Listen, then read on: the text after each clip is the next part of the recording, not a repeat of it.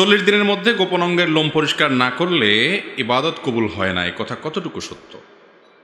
এটা আমাদের সমাজে বহুল প্রচলিত একটি বিষয় যে যদি কেউ নাভির নিচের পশম, বগলের নিচের পশম, এ সমস্ত পশম যদি কেউ 40 দিনের বেশি পরিষ্কার না করে তাহলে ওই ব্যক্তির কোনো নামাজ কবুল হবে না, ইবাদত কবুল হবে না। আসলে কি তাই? এ ব্যাপারে একটি হাদিস সহিহ মুসলিম বর্ণিত আছে। আনাস রাদিয়াল্লাহু তাআলা বর্ণনা করেছেন নবী করিম সাল্লাল্লাহু আলাইহি সাল্লাম থেকে। তিনি বলেছেন, ওয়াক্কিত লানা, আমাদের জন্য নাভির নিচের পশম ইত্যাদি এগুলো ফেলানোর সর্বশেষ সীমানা নির্ধারণ করে দেয়া হয়েছে 40 দিনকে। তার মানে উচিত তো হলো আগে আগে করা, সপ্তাহে 15 দিনে একবার আপনার হাতের নখ কাটবেন, গোপ ছোট করবেন, নাভির নিচের বগলের নিচের লোম পশম করবেন, অবাঞ্ছিত লোমগুলো চেষে ফেলবেন, এই কাজগুলো আপনি করবেন। এগুলো মিন সুনানিল ফিতরাহ, অর্থাৎ সকল যুগে নবী রাসূলদের মধ্যে এই সুন্নাতটা আল্লাহর পক্ষ থেকে অবধারিত ছিল। এটা প্রকৃতিগত সুন্নাহ, সৃষ্টিগত সুন্নাহ। মানুষকে এভাবে সৃষ্টি করেছেন, এগুলো শরীরে বাড়ে, সেজন্য এগুলো কমাতে হয়। এটা আল্লাহর সুন্নাহ, আল্লাহ তাআলা এটা করার নির্দেশ করেছেন, সমস্ত নবীগণের সুন্নাহ এটা। তো সেই সুন্নাহটা পালন করবেন সপ্তাহে একবার, না হয় 15 দিনে একবার, নয় 3 সপ্তাহে একবার, নয় 4 সপ্তাহে একবার, সর্বোচ্চ 40 দিনের মধ্যে একবার অবশ্যই করবেন। 40 দিন যদি পার হয়ে যায় তারপরেও না করেন, অর্থাৎ এই পশমগুলো বড় হয়ে গেছে, 40 দিন পর্যন্ত চাষেন নাই, তাহলে সেক্ষেত্রে নখ বড় হয়ে গেছে, 40 দিনে বেশি হয়েছে, তাও আপনি কাটেন নাই, এরকম যদি হয় তাহলে সেক্ষেত্রে আপনি গুনাহগার হলেন। কারণ হাদিসে নবী করিম সাল্লাল্লাহু আলাইহি সাল্লাম 40 দিনের মধ্যে এটাকে কাটার নির্দেশ করেছেন, 40 দিনকে চূড়ান্ত সীমানা নির্ধারণ করেছেন। অনেক উলামা ইকরাম বলেছেন এটা কাটাটা ফরজ ওয়াজিব না, তবে উত্তম, 40 দিনের পরে গেলে সেটা উত্তমের খেলাফ হবে। কিন্তু কোনো হাদিসে এই কথা বলা নাই যে 40 দিনের পরে যদি কাটা না হয় তাহলে নামাজ হবে না বা নামাজ কবুল হবে না, এমন কোনো কথা হাদিসে নাই। অতএব অন্যান্য ইবাদতের সাথে এর সম্পর্ক নাই। তবে হ্যাঁ, নখ বড় হয়ে গেছে, সেখানে ময়লা ঢুকে এমনভাবে জমে শক্ত হয়ে বসে গেছে যে পানি ঢুকে না নখে, তাহলে সেক্ষেত্রে সেটা কারণে উজু হবে না, উজু না হওয়ার কারণে নামাজ হবে না, এরকম যদি হয় সেটা ভিন্ন কথা। কিন্তু এগুলো বড় হইলেই 40 দিন পার হইলেই নামাজ কবুল হবে না, ইবাদত কবুল হবে না, এমন কোনো কথা হাদিসে নাই। ইবাদতের জায়গায় ইবাদত কবুল হবে যদি ঠিকঠাক মতো পবিত্রতা অর্জন করেন, ঠিকঠাক মতো নামাজ কালাম পড়েন, শর্তগুলো পালন করেন, তাহলে নামাজ ঠিকই হয়ে যাবে, ইবাদত ঠিকই হয়ে যাবে। কিন্তু 40 দিনে বেশি চাষেন নাই, ছোট করেন নাই, সেজন্য আপনি আলাদা গুনাহগার হবেন, সেটা ভিন্ন কথা। বুঝাতে পারছি বিষয়টা?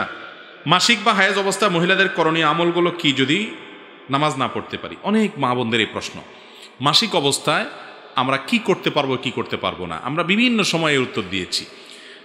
মাসিক অবস্থায় একজন মা, তিনি নির্দিষ্ট কয়েকটা কাজ ছাড়া আর সমস্ত ভালো কাজ করতে পারবেন, সমস্ত নেক আমল করতে পারবেন। যেমন তিনি নামাজ পড়তে পারবেন না, স্বামী সহবাস করতে পারবেন না, বাইতুল্লাহর তাওয়াফ করতে পারবেন না, আর তিনি ওই অবস্থায় মসজিদে প্রবেশ করতে পারবেন না মাসিক অবস্থায়। এবং জমহুর এবং সংখ্যাগরিষ্ঠ আলেমদের মতে মাসিক অবস্থায় কোরআনও তেলাওয়াত করবেন না। এছাড়া যত কাজ আছে সব তিনি করতে পারবেন। যেমন দুরুদ শরীফ পড়তে পারবেন, জিকির আজকার করতে পারবেন, আল্লাহর কাছে দোয়া কান্নাকাটি করতে পারবেন, ইসলামের বিভিন্ন বই পুস্তক, কোরআন হাদিসের বই তিনি পড়তে পারেন। কোরআন হাদিসের বই মানে কোরআনের আলোকে লেখা বই পুস্তক পড়তে পারেন। কোরআনের কোনো আয়াত দোয়ার অংশ হিসাবে পড়তে পারেন, দোয়া হিসাবে, তেলাওয়াতের অংশ হিসাবে না। তো এই জাতীয় যত কাজ কাম আছে, সৎ কাজের আদেশ দিলেন, অসৎ কাজের বাধা প্রদান করলেন, আল্লাহর কথা স্মরণ করলেন, জিকির করলেন, এগুলো সব কিছু জায়েজ আছে মাসিক অবস্থায়। এরপর প্রশ্ন হলো, ছেলেদের বাম পাজরের হাড় দিয়ে যে মেয়েটিকে সৃষ্টি করা হয়, সে মেয়েটির সাথে ছেলেটির আবার কিভাবে বিয়ে হয়? এখন যারা বহু বিবাহ বা বিবাহ বিচ্ছেদ হয় তাদের ক্ষেত্রে বিষয়টি কিরকম হবে? সুন্দর একটা প্রশ্ন। বুঝতে পারছেন প্রশ্নটা? একজন ব্যক্তির কয়েক বউ, তারটা না হয় হইলো, তার বাম পাজরের হাড় দিয়ে তার সব বউ সৃষ্টি হইল, কিন্তু আরেক মেয়ের জীবনে বিয়েই হয় নাই কারোর সাথে, তাহলে এ কার বাম পাজরের হাড় দিয়ে তৈরি হবে? আচ্ছা ভাই, এটা একটা ভুল প্রচলিত কথা যে প্রত্যেক স্বামীর বাম পাজরের হাড় দিয়া তার স্ত্রী তৈরি হয়েছে। না, ব্যাপারটা এরকম না। আল্লাহ তাআলা কোরআনে কারিমে বলেছেন, ওয়াখালাকা মিনহা যাওজাহা ওয়াবাসসা মিনহুমা রিজালান কাসীরান ওয়া নিসাআ। আদমকে আল্লাহ প্রথমে সৃষ্টি করেছেন, তার বাম পাজরের হাড় থেকে মা হাওয়াকে সৃষ্টি করেছেন, তাদের মধ্যে এটা ঘটেছে। এরপরে তাদের উভয়ের মাধ্যমে অগণিত নারী পুরুষ সৃষ্টি করেছেন, স্বাভাবিক যে প্রক্রিয়া, এর মাধ্যমে সবাই দুনিয়াতে আসছে, পরবর্তীতে পৃথিবীর সকল স্ত্রীরা সকল স্বামীর বাম পাজরের হাত দিয়ে তৈরি হয় নাই। এটা একটা ভুল কথা। আমাদের দেশে মানুষ মনে করে সকল বউ তার স্বামীর বাম পাজরের হাত দিয়ে সৃষ্টি হয়েছে। না ভাই, এটা শুধুমাত্র ঘটেছে কার বেলায়? আদম আলাইহিস সালামের বেলায়, ওনার বেলায় শুধুমাত্র ঘটেছে, বাকিদের বেলায় এটা ঘটে নাই। বাকিদের বেলায় আল্লাহ তাআলা স্বাভাবিক প্রক্রিয়ায় তাদেরকে সৃষ্টি করেছেন। বিধায় সব বউরা সব স্বামীদের বাম পাজর হাত দিয়ে তৈরি না। তাহলে সেক্ষেত্রে যেই বেচারির স্বামী নেই, বিয়ে হয় না জীবনে, এই কার পাজর হাত দিয়ে তৈরি? এরপরে প্রশ্ন হলো, মেয়েকে পছন্দ হয়েছে আমার, একটি মেয়েকে পছন্দ হয়েছে আমার, এখন আমি প্রাপ্তবয়স্ক নয়, অর্থাৎ 17 বছর, এবং আমার পরিবারও রাজি হবে না, এক্ষেত্রে করণীয় কি? ভাই শুনেন, আপনি এখনো ছোট মানুষ, আপনি মনে করতেছেন এখনো বিয়ের উপযুক্ত হন না, ইনকাম করেন না, পয়সা কড়ি কামান না, তো আপনি এখন এত আগে থেকে চয়েস করে রাখবেন কেন? এটা তো একটা রোগ। এটা একটা কি রোগ? আগে থেকে কেন চয়েস করে রাখবেন? বাবা যখন সময় আসবে তখন বিয়ে হবে। টাইমের আগে যদি এই সমস্ত কাজগুলো করেন তাহলে সমাজ নষ্ট হবে, নিজের ঈমান আমল রক্ষা করতে পারবেন না। আপনি যতদিন বিয়ে করতে পারছেন না ততদিন আপনার সমস্ত গায়রে মাহরাম থেকে চোখকে হেফাজত করবেন। 17 বছর বয়স, এখন আপনি নিজেই বলতেছেন এখনো বিয়ে করার মতো হয় নাই, টাকা পয়সা নাই, উপার্জন করেন নাই, ছাত্র মানুষ, আপনি আরো পরে বিয়ে করবেন, ভালো কথা। চয়েস কেমনে করলেন? চয়েস করতে গিয়ে তো দেখা লাগছে, তাহলে চোখের গুনাহ করছেন। এখন আসতেছেন বাঁচার জন্য, আলহামদুলিল্লাহ, ওয়েলকাম, বাঁচার চেষ্টা করতেছেন। কিন্তু অনেক আগে থেকে যদি চয়েস করে রাখেন তাহলে দীর্ঘ সময় পর্যন্ত অপেক্ষা করাটা হয় না। এই যৌবনটা এমন যে এই যৌবনটাতে শয়তান নানাভাবে উস্কানি দিয়ে আমাদেরকে অস্থির করে, এবং এটাকে ওই যে প্রমোটেড বাই আল্লাহ তাআলা, এটা ওই যে আপনার ইয়ের মতো, সফট ড্রিঙ্কসের জাজের মতো আটকায় রাখা কঠিন হয়। আগে থেকে যদি বিয়ে করবেন আরও 5 বছর পরে, আপনি এখনো বাচ্চা মানুষ, এখনই চয়েস করে ধুয়ে দিছেন, এই এত বছর আপনি টিকবেন কেমনে? শয়তান আপনাকে টিকতে দিবে। এই জন্য আগে থেকে চয়েস করবেন না, এগুলো ভুল কথা। সময় হলে সব কিছুই হবে। এখন পড়াশোনা মনোযোগ দেন। এবং যত প্রকার বিয়ের আগের প্রেম ভালোবাসা বলে, এগুলো প্রেম ভালোবাসা না, এগুলো সব স্বার্থের সম্পর্ক। এগুলো সব কিসের সম্পর্ক? মেয়েরা বোঝে না, বোকা ছেলেদের আপনার ওই নরম নরম কথায়, আপনার ওই বাটপারি চিটারে চিঠিপত্রে মেসেজে গলে গিয়ে নিজের সর্বস্ব দিয়ে দেয়, এরপরে সর্বনাশে পরে বলে যে অমুক আমার সর্বনাশ করছে। আপনারা বিশ্বাস করতে বলছে কেডা? বিয়ের আগে যে প্রেম হয় এগুলো সব বাটপারি। এটাতে হয়তো তার অন্তরে বাটপারি নাই, হয়তো সে মানে সত্যিই তাকে ভালো লেগেছে, সেজন্য ভালোবেসেছে। এই ভালোবাসাটা স্বার্থের জন্যই হয় এবং নিছকই স্বার্থের জন্য হয়। বিয়ের পরে যে ভালোবাসা হয় সেখানে পারস্পরিক লেনদেন থাকে, ঠিক আছে, কিন্তু সেখানে আল্লাহর বিধানের আলোকে হওয়ার কারণে এক ধরনের কমিটমেন্ট থাকে, সামাজিক কমিটমেন্ট থাকে, দুর্ঘটনা কম থাকে, বেঈমানি কম হয়। আর এই যে প্রেম যেটার নাম দিয়েছেন আপনারা, অবৈধ ভালোবাসা, হারাম সম্পর্ক, এগুলো তো 2 নম্বরই বেশি হয় না, 1 নম্বরই বেশি হয়। এক একটা 5টা 6টা ছেড়ে 7টা ধরছে, 8টা ধরছে, এই রোগগুলো এখন চলতেছে কি চলতেছে না? তা আপনি নিজেই বুঝেন যেটা পুরোটাই একটা চিটারি বাটপারি, আমি কেন নিজেকে অযথা নষ্টামির পথে নিচ্ছি? এই জন্য বিয়ের যথেষ্ট আগে থেকে পছন্দ করে রাখা এগুলো ভালো কিছু না। এগুলোর মাধ্যমে জেনার দিকে মানুষ চলে যায়। আগে থেকে কোনো পছন্দ নাই, সব বাদ। নতুন করে হালখাতা করে সোজা পথে চলেন, পড়ালেখা করেন, ক্যারিয়ার গড়েন, চাকরি বাকরি করেন, উদ্যোক্তা হন, ব্যবসা বাণিজ্য করেন, কাজের দিকে মনোযোগ দেন। যখন সময় হবে বিয়ে তখনই হবে। আরে ভাই, এখন মেয়েদের পিছে যে মেয়ে পছন্দ করে থুইছেন, মনে করছেন এটা কেউ নিয়ে যাবে, দখল রাখতে হবে, চেষ্টা করতেছেন। আপনার এই কুবুদ্ধি দিছে কে মিয়া? আপনি চাকরি করেন, ব্যবসা করেন, পয়সা কামাই করেন, পড়ালেখা করেন, স্ট্যান্ড করেন, ভালো রেজাল্ট করেন, ক্যারিয়ার গড়েন, ওই মেয়ের বাপরা সব সিরিয়াল ধরবে। আপনি এখন যে মেয়ের পিছে ঘুরতেছেন, ওই মেয়ের পিছে না ঘুরে পড়ালেখা করেন, বই পুস্তকের দিকে ঘুরেন, কাজ কামের দিকে মনোযোগ দেন, স্টাবলিশ করেন নিজেকে। তখন দেখবেন যে ওই মেয়ে তো মেয়ে, ওই মেয়ের সাথে কত ভালো ভালো মেয়েরা সিরিয়াল ধরে আপনার লাইন পাবে না। এই জন্য এই সমস্ত শয়তানের ফাঁদে পা দিবেন না। বড় ভাইয়ের আগে ছোট ভাইয়ের বিয়ে করা কি জায়েজ আছে যদি বড় ভাই উপযুক্ত হয়েও বিয়ে না করে? এটা অনেক তরুণদের প্রশ্ন। ছোট ভাই যারা বিয়ের উপযুক্ত, বেচারাদের আগে রাস্তা ক্লিয়ার নাই যাদের, অর্থাৎ বড় ভাই বিয়ে করে নাই আর কি, তো এই বেচারারাই বিপদে আছে। দেখেন, এটা আসলে কোনো বিপদ না, মানে মজার বিষয়, কাকতালীয়ভাবে আমি নিজেও আমার বড় ভাইয়ের আগে বিয়ে করছি। অতএব মাসালার উত্তর তো এমনি পেয়ে গেছেন নাকি? আচ্ছা, ব্যাপারটা হয়েছে কি শুনেন, বিয়ে শাদী, হজ, ওমরা এগুলো সব নির্ভর করে বেশিরভাগ ক্ষেত্রে আর্থিক সঙ্গতির উপরে, তাই না? একজন মানুষ যখন শারীরিকভাবে সক্ষম, ফিজিক্যাল সক্ষম, উনি বিয়ে করার বয়স হয়েছে, উপযুক্ত হয়েছেন, প্রাপ্তবয়স্ক হয়েছেন, বালেগ হয়েছেন, বিয়ে করার মতো বয়স তার হয়েছে, এর পাশাপাশি তার স্ত্রীর মহারণা দেওয়ার ক্ষমতা আছে, বরণ পোষণ দেওয়ার একটা ব্যবস্থা, মেহনত ডাল ভাতের ব্যবস্থা অন্তত করতে পারে, সে বিয়ে করবে। এখন কোনো কারণে হয়তো আমার বড় ভাই বেচারার সেই অ্যাবিলিটি হয় নাই, আর্থিক অ্যাবিলিটি আমার অনেক আছে, তাহলে এখন যদি সমাজ বলে না বড় ভাইয়ের বিয়ের আগে তোমার বিয়ে হবে না, এমনকি মেয়েদের ক্ষেত্রে এটা করা হয়, তাহলে এই সমাজ ভুল পথে আছে, এটা কোনো সঠিক কাজ না। তবে হ্যাঁ, ছোট ভাইয়ের যদি অনেক পয়সা কড়ি থাকে তাহলে বেচারা কিছু পয়সা কড়ি দিয়া বড় ভাইকে বিয়ে করে দেওয়া উচিত। আর যদি ওরকম পয়সা কড়ি না থাকে, আমার মতো গরিব হয়, তাহলে সে নিজে বিয়ে করাতে কোনো অসুবিধা নাই। মুরব্বীরাও এক্ষেত্রে কার্পণ্য করবেন না, বাধা তো মুরব্বীরা দেয় বেশিরভাগ, যুবকরা তো করতে চায়। অতএব মাসালা মুরব্বীদের বুঝতে হবে ভালো করে যে আপনার বড় ছেলের আগে মেজো ছেলে বা ছোট ছেলে যদি বিয়ে করে শরীয়তে সেটা খারাপ কোনো কিছু না। আমাদের সমাজের একটা সমস্যা কি জানেন, আকামা জিনিসগুলোকে ধরে খারাপ মনে করে, আর যেগুলোরে খারাপ মনে করা দরকার এগুলো দোষী কিছু মনে করতেছে না। যৌতুক আনতেছে সেটাকে খারাপ কিছু মনে করতেছে না, ঠিক না? আবার ছোট ছেলে আগে বিয়ে করছে, বিধবা মহিলা বিয়ে করছে, তালাকপ্রাপ্ত মহিলা বিয়ে করছে, তাহলে সেটাকে খারাপ মনে করতেছে। সমাজটাই নষ্ট হয়ে গেছে, ঠিক না? ঠিক, যেটারে খারাপ মনে করা দরকার সেটাকে খারাপ মনে করতেছে না, যেটা ভালো কাজ সেটাকে কি মনে করতেছে, খারাপ মনে করতেছে। অতএব বড় ভাইয়ের আগে ছোট ভাই, বড় বোনের আগে ছোট বোনের বিয়ে হওয়াতে শরঈ দৃষ্টিকোণ থেকে কোনো অসুবিধা নাই। তবে হ্যাঁ, এই ক্ষেত্রে অভিভাবকরা এবং ছোট ভাইয়েরা বড় ভাই বড় বোনের বিয়ের ব্যাপারে আন্তরিক হওয়া উচিত, চেষ্টা করা উচিত, সহযোগিতা করা উচিত, এবং এক্ষেত্রে প্রয়োজনে বড় ভাইকে বিয়ের জন্য হেল্প করা উচিত, সেটা ভিন্ন বিষয়। কিন্তু তাই বলে কোনো কারণে বড় ভাইয়ের বিয়ে হচ্ছে না, এরকম হয় অনেক, যে ওই ছোট ভাই বেচারা বুড়ো হয়ে যাচ্ছে বড় ভাইয়ের বিয়ের জন্য, এরকম জায়েজ নাই। স্ত্রীকে এক তালাক দেওয়ার পর স্বাভাবিকভাবে সংসার করা যাবে কিনা?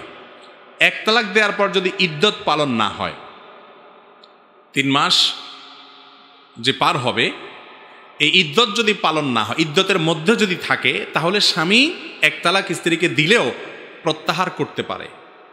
এই তালাককে বলা হয় প্রত্যাহারযোগ্য তালাক। এইভাবে তালাক দেওয়াটাই হলো সুন্নাহ। যদি দিতে হয়, মনে হলো যে না ঠিক আছে আমি তালাকটা দিয়ে ফেলেছি, সঠিক করি নাই, একসাথে থাকা দরকার, অথবা স্ত্রী আমার কাছে অনুতপ্ত হয়েছে বা তার প্রতি আমি অবিচার করে ফেলেছি, এখন ফেরত নিতে চাই, সুযোগ আছে। এক তালাক দিয়েছেন, ইদ্যত এখনো ক্রস করে নাই, তাহলে শুধু যদি মুখে বলেন আমি প্রত্যাহার করলাম, অথবা স্বামী স্ত্রী হিসাবে বসবাস শুরু করলেন, তাহলে প্রত্যাহার হয়ে গেল। তালাক কিন্তু একটা দেওয়া শেষ, আর 2টার পাওয়ার থাকবে, একসাথে থাকতে পারবেন। এটাকে বলা হয় প্রত্যাহারযোগ্য তালাক। অনেক সময় অনেকে 3 তালাক দেওয়ার পরে এসে বলে হুজুর একটু তওবা পড়াই দেন। তওবায় কাজ হবে? 3 তালাক দেওয়া আর চুরি বড়া একই সমান। একবার এক তালাক দিলেন, আবার এক তালাক দিলেন, আবার অনেকে 3 না 300 তালাক দেওয়া শেষ, কয়দিন পর পরই তালাক দেয়। এরপর এসে বলে হুজুর একটু তওবা টবা পড়াই দেন।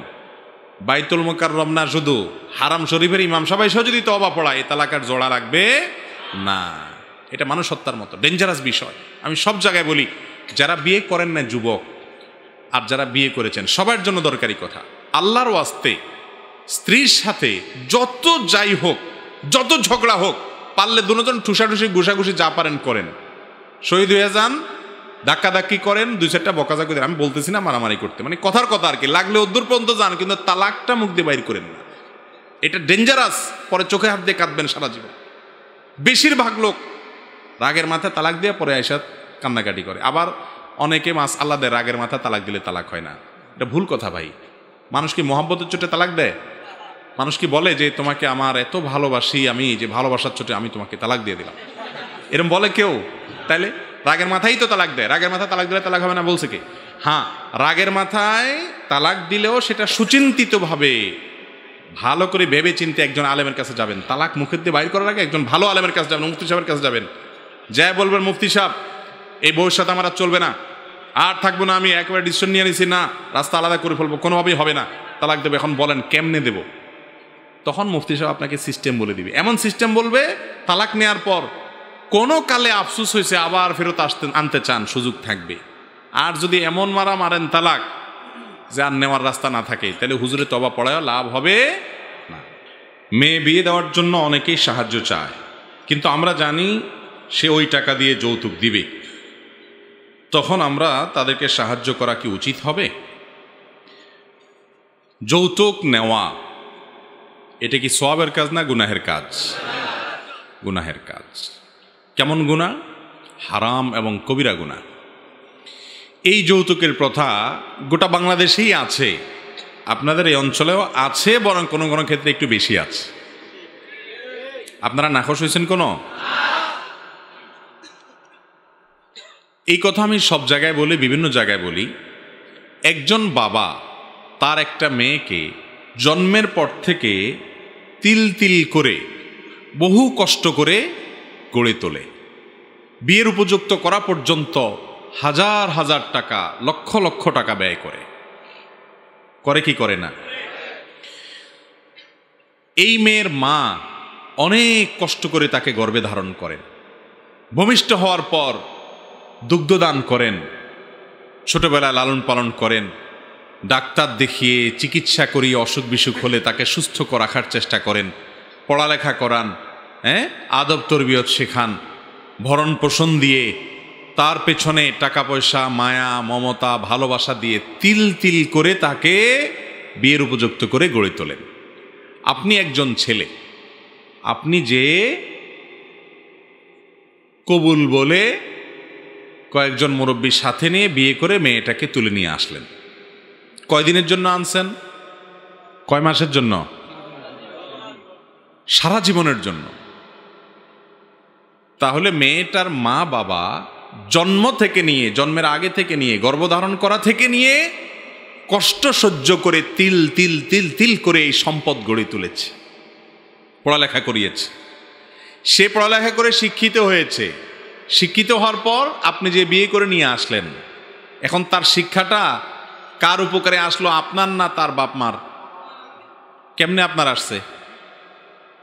কারণ সে পড়ালেখা করে আপনার ছেলে মেয়ে পড়াচ্ছে, আপনার বংশধরদের শিক্ষিত করতেছে, আপনার পরিবারে তার শিক্ষার উপকারিতা পাচ্ছে, কারণ সে তো আপনার বাড়িতে চিরকালের জন্য চলে আসছে। যাই শিখছে, যতটুকুই শিখছে, কম শিখুক আর বেশি শিখুক, যতটুকু শিখছে সে শিক্ষার উপকারিতাটা কি তার বাপ মার বাড়িতে পায় না আপনার বাড়িতে পায়? বড় করে দিছে বাপ মা, উপকারটা কি আপনার বাড়িতে মানুষ পায় না তার বাপের বাড়ির মানুষ পায়? কথা বুঝেন নাই আপনারা আমার? তাহলে যেই মেয়েকে তার বাপ মা তিল তিল করে গড়ে তুলে তার পেছনে অনেক পয়সা করে ঢেলে তাকে মানুষ করেছে কষ্ট করে, সেই মেয়েটাকে সারা জীবনের জন্য আপনার হাতে তুলে দিল। আপনি বলতেছেন কি যে এখন মেয়ে দিলে তো হবে না, সাথে একটা মোটরসাইকেল দেওয়া লাগবে, বিদেশে যাওয়ার ভিসা দিতে হবে, টেলিভিশন দিতে হবে, ফ্রিজ দিতে হবে, নগদ টাকা দিতে হবে, তাহলে ফার্নিচার দিতে হবে। এই যে কাজটা আপনি করলেন, কোরআন হাদিসের কথা একটু পরেই আসি। আপনার নিজের বিবেককে জিজ্ঞাসা করেন তো, লক্ষ লক্ষ টাকা খরচ করে কলিজার টুকরা মেয়েটাকে বড় করে তুলল বেচারি, সারা জীবনের জন্য আপনার বাড়িতে দিয়ে দিল, সারা জীবনের জন্য আপনার বাড়ি সে কাজ করবে, কাম করবে, আপনার চরিত্র হেফাজত করবে, আপনার পরিবারের লোককে আপন করে নিবে, যতটুকু সার্ভিস দেওয়ার সব আপনার পরিবারে দিবে। অথচ আপনি তাদের কাছ থেকে উল্টা আরো যৌতুক আদায় করতেছেন। এর চাইতে বড় জুলুম আল্লাহর জমিনে আর কিছু হতে পারে? পারে না। এই চট্টগ্রাম এলাকাতে এই রোগটা যেহেতু বেশি, সেজন্য এটা আমি একটু আরো খোলাসা করে বলতে চাই। মেয়ে জন্ম দিয়ে বেচারা কি অপরাধ করেছে? নিজের কলিজার টুকরা মেয়েটা আপনাকে দিয়ে দিয়েছে, আবার তাকে যৌতুক দিতে হবে কেন? তার কলিজার টুকরাটা আপনাকে দিয়ে দিয়েছে। আপনি কত বড় নির্লজ্জ, কত বড় বেহায়া হলে, কত বড় অসভ্য হলে, কত বড় ডাকাত হলে ওই বেচারা, ওই বেচারি, আপনার শ্বশুর শাশুড়ি তার কলিজার টুকরা মেয়েটা, সারা জীবনের আদরের মেয়েটা আপনাকে দিয়ে দিল চোখের পানি ফেলতে ফেলতে। এরপরে তার কাছ থেকে আবার যদি জিনিসের দাবি করেন, আপনার চাইতে বড় ডাকাত আর জালিম আল্লাহর জমিনে আরেকটা নেই। এই যৌতুক নেওয়া কি হালাল না হারাম? শুধু হারাম না, এটা অত্যন্ত ভয়াবহ হারাম, অত্যন্ত ভয়াবহ হারাম, অত্যন্ত জঘন্য অপরাধ। ভাইরা আমার, উচিত তো ছিল আপনার শ্বশুর শাশুড়িকে বলা, শ্বশুর আব্বা, শাশুড়ি আম্মা যান, আপনার এই মেয়েটা বড় করতে কত লাখ লাখ টাকা খরচ হয়েছে, কত স্নেহ মমতা দিয়ে বড় করেছেন, আর এখন নিয়ে যাচ্ছি আমি সারা জীবনের জন্য। তো ঋণ তো পরিশোধ করতে পারবো না, সারা জীবন শ্বশুর শাশুড়ি বরং দিয়ে গেলাম আরো। এটা না করা উচিত, কিন্তু আমরা উল্টাটা করি। তো যুবকরা যদি সচেতন হয় যে আমাদের বিবাহে আমরা এই অন্যায় কাজ করব না, এই পাপের কাজ করব না, এই গুনাহের কাজ করব না, আমরা যদি সংকল্পবদ্ধ হই ইনশাআল্লাহ সমাজ পরিবর্তন হবে। যুবকরা সংকল্প করতে পারেন কিনা ইনশাআল্লাহ? যারা বিয়ে করেন নাই প্রতিজ্ঞা করবেন, আমার বিয়েতে আমার শ্বশুরবাড়ি থেকে একটা সুতা আমি আসতে দিব না বেঁচে থাকতে। আর যারা বিয়ে করেছেন তাদের কর্তব্য, তারা প্রতিজ্ঞা করবেন যে আমার ছোট ভাই ব্রাদার সন্তান সন্ততি আমার অধীনে যাদের বিয়ে শাদী হবে, সেই সমস্ত বিয়েতে যৌতুক তো দূরের কথা, শ্বশুরবাড়ি থেকে একটি সুতাও আমি আনতে দেব না। প্রতিজ্ঞা করতে পারি না ইনশাআল্লাহ? মুশকিল হলো এটা যখন বলবেন তখন মুরব্বীরা আপনার বাপমারা বলবে যে ছেলে বিয়ের আগেই এখনই শ্বশুর শাশুড়ির জন্য এত মায়া, বিয়ের পরে না জানি ফোয়াইবা কি করিব। এই ঝামেলা করবে কি না? এই ঝামেলা যদি করে করুক, ভুল বুঝলে বুঝুক। কেউ ভুল বুঝলে কি আমি অন্যায় করতে পারি? না। আমি প্রমাণ করব যে বিয়ে করে আমি বাপ মাকে ভুলে যাই নাই। আমি প্রমাণ করব বিয়ে করে কখনো শ্বশুর শাশুড়িকে আমার বাপমার চাইতে বড় মনে করি নাই, বাপমার চাইতে বেশি তাদেরকে আদর করব না। হতে পারে না আমার বাপমা একদিকে, সারা পৃথিবী একদিকে, কিসের শ্বশুর শাশুড়ি, সেটা আমি প্রমাণ করব আমার কাজ দ্বারা। আমার বাপমা এখন ভুল বুঝলে বুঝুক, একসময় দেখবে যে না, ছেলে আমার ঠিকই বাপের মর্যাদা মায়ের মর্যাদা বিয়ের আগে যেমন দিত পরেও তেমন দিচ্ছে, বরং আরো বাড়ায় দিচ্ছে। এটা আমাদেরকে করে দেখাইতে হবে। তাহলে আগে যে ভুল বুঝছে বাপমা, যে শ্বশুরবাড়ির পক্ষে এত বলতেছে কেন বিয়ের আগেই, সেই ভুলটা তাদের ভেঙে যাবে যদি আমাদের পরবর্তী অবস্থানটা আমরা ঠিক রাখতে পারি। চেষ্টা করা যাবে না ইনশাআল্লাহ? ভাইরা আমার, বাবারা আমার, যারা মুরব্বীরা আছেন, আল্লাহর ওয়াস্তে আল্লাহর জমিনের বড় অভিশাপটা করবেন না।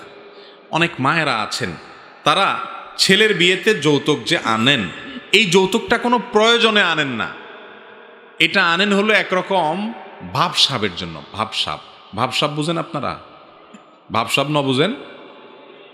ভাবসাব যেমন অমুকের ছেলে বিয়ে করছে তমুক বাড়িতে, তার শ্বশুর বাড়ির থেকে এত ফার্নিচার দিছে, এত কিছু দিছে, আমার ছেলে শ্বশুর বাড়িতে কি আসলো, আসলে আবার মানুষকে দেখাবো, গল্প করব, এই যে এটা আমার ছেলে শ্বশুর বাড়ি থেকে দিছে, এটা আমার বেআইন সাহেব পাঠাইছে, ওইটা ব্যয় সাহেব পাঠাইছে।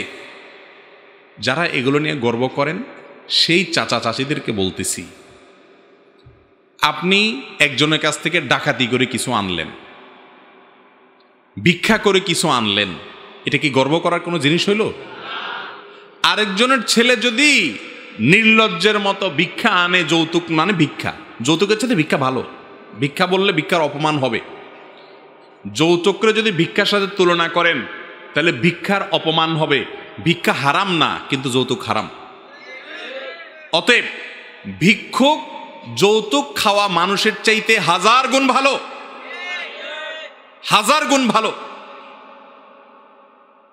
আপনার ঘরে শ্বশুরবাড়ির জিনিস থাকবে কেন ভাই?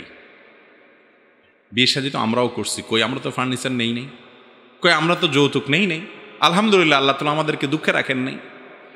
অন্যের খানার দিকে, অন্যের সম্পদের দিকে চেয়ে থাকা মানুষ সবসময় সে পরখাওয়াই হয়, পরেরটা খাওয়ার ধান্দাই থাকে, এ কখনো নিজের পায়ে নিজে দাঁড়াতে পারে না। আপনার মা যদি বলে যে বাবা, সমাজে আমাদের মুখ লজ্জা হয় না, রক্ষা হয় না, আমাদের ভাবসাব থাকে না, ব্যয়ের বাড়িতে কিছু আসলে আমাদের মুখটা রক্ষা হয়, মারে বলবেন মা, যৌতুক নেওয়া হারাম, অন্যায়।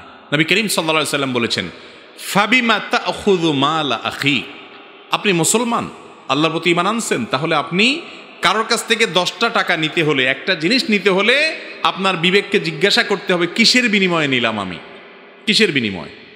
আপনার শ্বশুর বাড়ির থেকে আপনার কিসের পাওনা আছে আমাকে বুঝান। কি কারণে নিবেন? ফার্নিচার নিবেন, মোটরসাইকেল নিবেন, ভিসার টাকা আদায় করবেন, দাবি করবেন, ক্যাশ টাকা নিবেন, জিনিসপত্র নিবেন? ঈদের সময় সেমাই চিনি, কোরবানিদের সময় গরুর রান, গরুর কল্লা, আর রমজান মাসের সময় ইফতারি। এই রোজা আপনি রেখে কি লাভ হবে? ডাকাতির জিনিস দিয়ে ইফতারি করে? ডাকাতির জিনিস দিয়ে ইফতারি করে কি লাভ হবে? এই যৌতুক নামক অভিশাপের বিরুদ্ধে সংগ্রাম চালাবো তো আমরা ইনশাল্লাহ। ভাইরা আমার, আপনার শ্বশুর বাড়ি থেকে আপনার মা যদি আনতে বলে, বলবেন যে মা, তাদের বাড়ি থেকে আমরা যে কিছু আশা করতেছি, যে ঈদের সময় এটা দিবে, শীতকালে পিঠা দিবে, ফলের সময় ফল পাঠাইতে হবে, শীতের সময় মোয়ের মোয়া পাঠাইতে হবে, এই যে জিনিসগুলো দিতে হবে, কি কারণে তাদের দিতে হবে? তারা আমাদের কাছে কি দেনা হয়েছে? আমরা কি কারণে পাওনা হয়েছি? কোনো টাকা পাবো, পয়সা পাবো, কি কারণে পাওনা হয়েছি?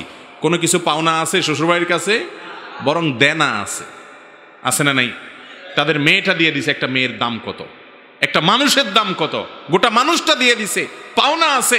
এই জন্য শরীয়ত বলছে মহারণা দাও, মহারণা। এখন মহারণা ধরেন 50 লাখ 5 টাকা দেন না 2 পয়সাও, বাসরের রাতে হাত পা ধরে মাপসান বেহায়ার মতো, আবার যা শ্বশুরবাড়িতে দাঁড়ায় থাকেন যৌতুকের জন্য। আপনাকে বিয়ে করতে বলছে কে? আমরা প্রতিজ্ঞা করতে পারবো না ইনশাল্লাহ, আমরা কেউ যৌতুক খাবো না, যৌতুক খাবো না। কিন্তু প্রশ্নে যে জিনিসটা আসছে, যে একজন বাবা তিনি তার মেয়েকে বিয়ে দিবেন, এই জন্য সহযোগিতা চান আমাদের সমাজে, চান কি চান না? এটা তো উল্টা হয়ে গেল ভাই। দরকার ছিল ছেলের বাবা হাত পাতবে মানুষের কাছে, যে বাবারে আমার ছেলেটা বিয়ে করবে, বিয়ে করতে এতগুলা মোহর দেওয়া লাগবে, অলিমা খাওয়াইতে হবে মানুষকে, অনেক ক্ষয় খরচ আছে, বউয়ের আপনার সাজগোজের জিনিসপত্র কিনতে হবে, তো ওর যা আছে তা দিয়া হয় না। আত্মীয় স্বজন আপনারা, বন্ধু বান্ধবরা আপনারা একটু কিছু হেল্প করেন যাতে বিয়েটা করতে পারে। এই হাত পাতার কথা তো ছেলের বাপের, ঠিক না? ঠিক। মেয়ের বাপ কি দুঃখে হাত পাতবে? বেচারার খরচটা কোথায়? শরীয়তে বিয়েতে মেয়ের বাপের 2 পয়সা খরচের কোনো অপশনই নেই, কোনো অপশন নেই। মেয়ে বিয়ে দিতে ইসলামের শরীয়ত অনুযায়ী 2 পয়সার কোনো খরচ নাই, 2 পয়সা কোনো খরচ নেই। কোন খরচ আছে আমাকে আপনি দেখান। মোহর দেওয়া লাগে মেয়ের বাপের? মেয়ের মোহর দেওয়া লাগে? মেয়ের বাপের কোনো খানা আয়োজন করতে হয়? না, না তো বলতেছেন, না তো ইসলামে, না না আপনার সমাজে কি শুধু হানি? আরে বাপরে বাপ, আহা, দর কষাকষি হয় অনেক এলাকায় না? বিয়ের আগে দর কষাকষি। আমাদের 500 জন লোক যাবে, তো মেয়ের বাবার পক্ষ থেকে বলে না এতজন আপনার একটু কমায় আসেন। ছি ছি ছি ছি ছি, আহা, লজ্জা শরম বলতে কিছু আছে? খাইতে যাবেন, 300 লোক নিয়ে যাবেন, 500 লোক নিয়ে যাবেন, বার্গেনিং করে সংখ্যা বাড়াইতে আছেন, অর্থাৎ আপনার কাছে ভিক্ষুকের পরিমাণ অনেক, খানার অভাবে থাকা মানুষের পরিমাণ অনেক, যে খানা চোখে দেখে নাই। এই জন্য আমার 500 বেহায়া আছে, 500 ভিখারি আছে, 500 খানা চোখে দেখে না এরকম আছে। আপনি ফিগার বাড়াইতেছেন মানে আপনি নিজেকে ছোট করতেছেন। যত ফিগার বাড়াইতেছেন তত নিজেকে। আমার বিয়ের সময় আমার শাশুড়িকে আমরা জানাইছি যে আমার 3 জন মানুষ আসবে, আমি নিজে বিয়ে করতে যাব, আমার বাপ যাবে, আমার মামু যাবে, 2 জন সাক্ষী লাগবে, তারা যাবে, আর তৃতীয় কোনো মানুষ যাবে না। আমার শাশুড়িরা বলে এটা কোনো কথা, কমপক্ষে 10 জন মানুষ আসেন। পরে বললাম ঠিক আছে, যেহেতু মন খারাপ করে ফেলতেছে এই জন্য 10 জন মানুষ গেছি আলহামদুলিল্লাহ। অলিমা, আমি বিয়ে করছি, খুশির সংবাদ, একটা আস্ত মানুষ আরেকজনের সংসার থেকে তুলে নিয়ে আসলাম, এর চেয়ে বড় খুশির খবর কি? খুশির ছোটে আমি মানুষকে খাওয়াইছি, অলিমা করাইছি, এটা হলো সুন্নত, এর নাম হলো ইসলাম। আর ইসলামের উল্টাইয়া এখন মেয়ের বাপ বেচারা হাত পাতা লাগে, গরিব মানুষ, মেয়েটা বিয়ে দিতে পারছি না। এ সমাজে সভ্য মানুষের এত অভাব পড়ে গেছে, যেই কোনো ছেলে বিয়ে করবে এত অসভ্য, সে এত অসভ্য তার বাপ মা, এত অসভ্য তার পরিবারের লোকেরা, যে আমার মেয়েটা আমি তুলে দিব, কলেজের টুকরাটা দিয়ে দিব, তারপরেও জিনিসপত্র দিতে হবে, খাওয়া দাওয়া দিতে হবে, শীতকাল আসলে নাস্তা দিতে হবে, আপনার ফলের সিজন আসলে আম কাঁঠাল বস্তায় বস্তায় কার্টুনে কার্টুনে পাঠাইতে হবে, রমজান আসলে ইফতারি দিতে হবে। আয় রে রোজাদার, ভিক্ষার জিনিস দিয়ে ইফতারি করেন, আপনার মতো বেহায়া রোজাদার আছে? পানি দিয়ে ইফতার করেন, নির্লজ্জ। আল্লাহ তাআলা আমাদেরকে হারাম থেকে বাঁচার তৌফিক দান করুন। ভাইরা আমার, অল্প দুঃখে কথাগুলো বলি নেই, এই হারামটাকে আমরা এখন হালাল বানাই নিস, ঠিক না ভাই? ঠিক। সংগ্রাম চালাইতে হবে আমাদেরকে। মেয়ের বাপ কি দুঃখে মেয়ে বিয়ে দেওয়ার জন্য হাত পাতবে, আমাকে বুঝান। কোনো যুক্তি আছে? হাত যদি পাতাই লাগে, ছেলে হাত পাততে পারে, ছেলের বাপ হাত পাততে পারে যায় রে। কারণ ইসলামে খরচের সব অপশন ছেলের, বিয়ের পরে খাওয়াবে কে? ছেলে। এখন মেয়ের বাপ খাওয়া লাগে, খাওয়াইতে হয়, ওটার নাম দিছি কি? বরযাত্রী। আমি নাম দিছি বদযাত্রী। বদযাত্রী, বদযাত্রী, খারাপ যাত্রী। লজ্জা লাগে না? আপনি একটা মেয়ের বাপের বাড়িতে যায় দর কষাকষিরে যায় খাইয়া আসতেছেন। নবী করিম সাল্লাল্লাহু আলাইহি সাল্লাম একজন সাহাবী বিয়ে করার পরে বলেছেন, আউলিমালা বিশাত, বিয়ে করছো তাইলে কমপক্ষে ছাগল জবা করে অলিমা খাওয়াও, কারণ তোমার ঘরে একটা নতুন মানুষ আসছে, খুশির ছোট খাওয়াও। মেয়ের বাপ বেচারা মেয়েটাকে তুলে দিয়ে দিছে, তার বাসায় কান্নার রোল পড়তেছে। হে যৌতুকখোর, যেদিন নিজের ঘরে একটা মেয়ে আসবে, তিল তিল করে মেয়েটাকে আদর স্নেহ দিয়ে কলিজার টুকরাটাকে বড় করে তোলার পরে অন্য ছেলে নিয়ে চলে যাবে চিরকালের জন্য, সেদিন বুঝবেন একটা মেয়েকে অন্যের ঘরে তুলে দিতে কিরকম কলিজাটা ছিঁড়ে যায়। ওই বেচারার এমনিতে কলিজা ছিঁড়ে শেষ, তার বাস থেকে সম্পদ নিয়ে গেছেন তার বাসা থেকে, এরপরে আবার 500 বেহায়া যায় তার বাসা যায় খাইতেছে। এই বদযাত্রী থেকে আমরা বেরিয়ে আসবো তো ইনশাআল্লাহ? আমরা হিম্মত করলেই হবে ইনশাআল্লাহ। এখন মুশকিল হলো আজকাল ছেলেদের কোনো কথা নাই। এখন আসি কিনা ওই যে রুমাল দেয়, রুমাল ভাঁজ করে এমনি ধরায় দেয়, জামাইয়ের মুখে রুমাল দেয় না, মানে তোর কোনো কথা নাই আজকে, তোর কোনো কথা নেই। রুমাল সরায় কথা বলবেন ইনশাআল্লাহ, যুবকরা বলবেন না? আবার মুরব্বীদের সাথে বেয়াদবি করা যাবে না, বিনয়ের সাথে ভদ্রতার সাথে ভালোভাবে বুঝাইতে হবে। মেয়ের বাপরাও কম না, তারা আজকাল আবার মহারণা 50 লাখের নিচে রাজি না। শুধুমাত্র ছেলের বাপদের শুধু দোষ দিলে হবে না, মেয়ের বাপরাও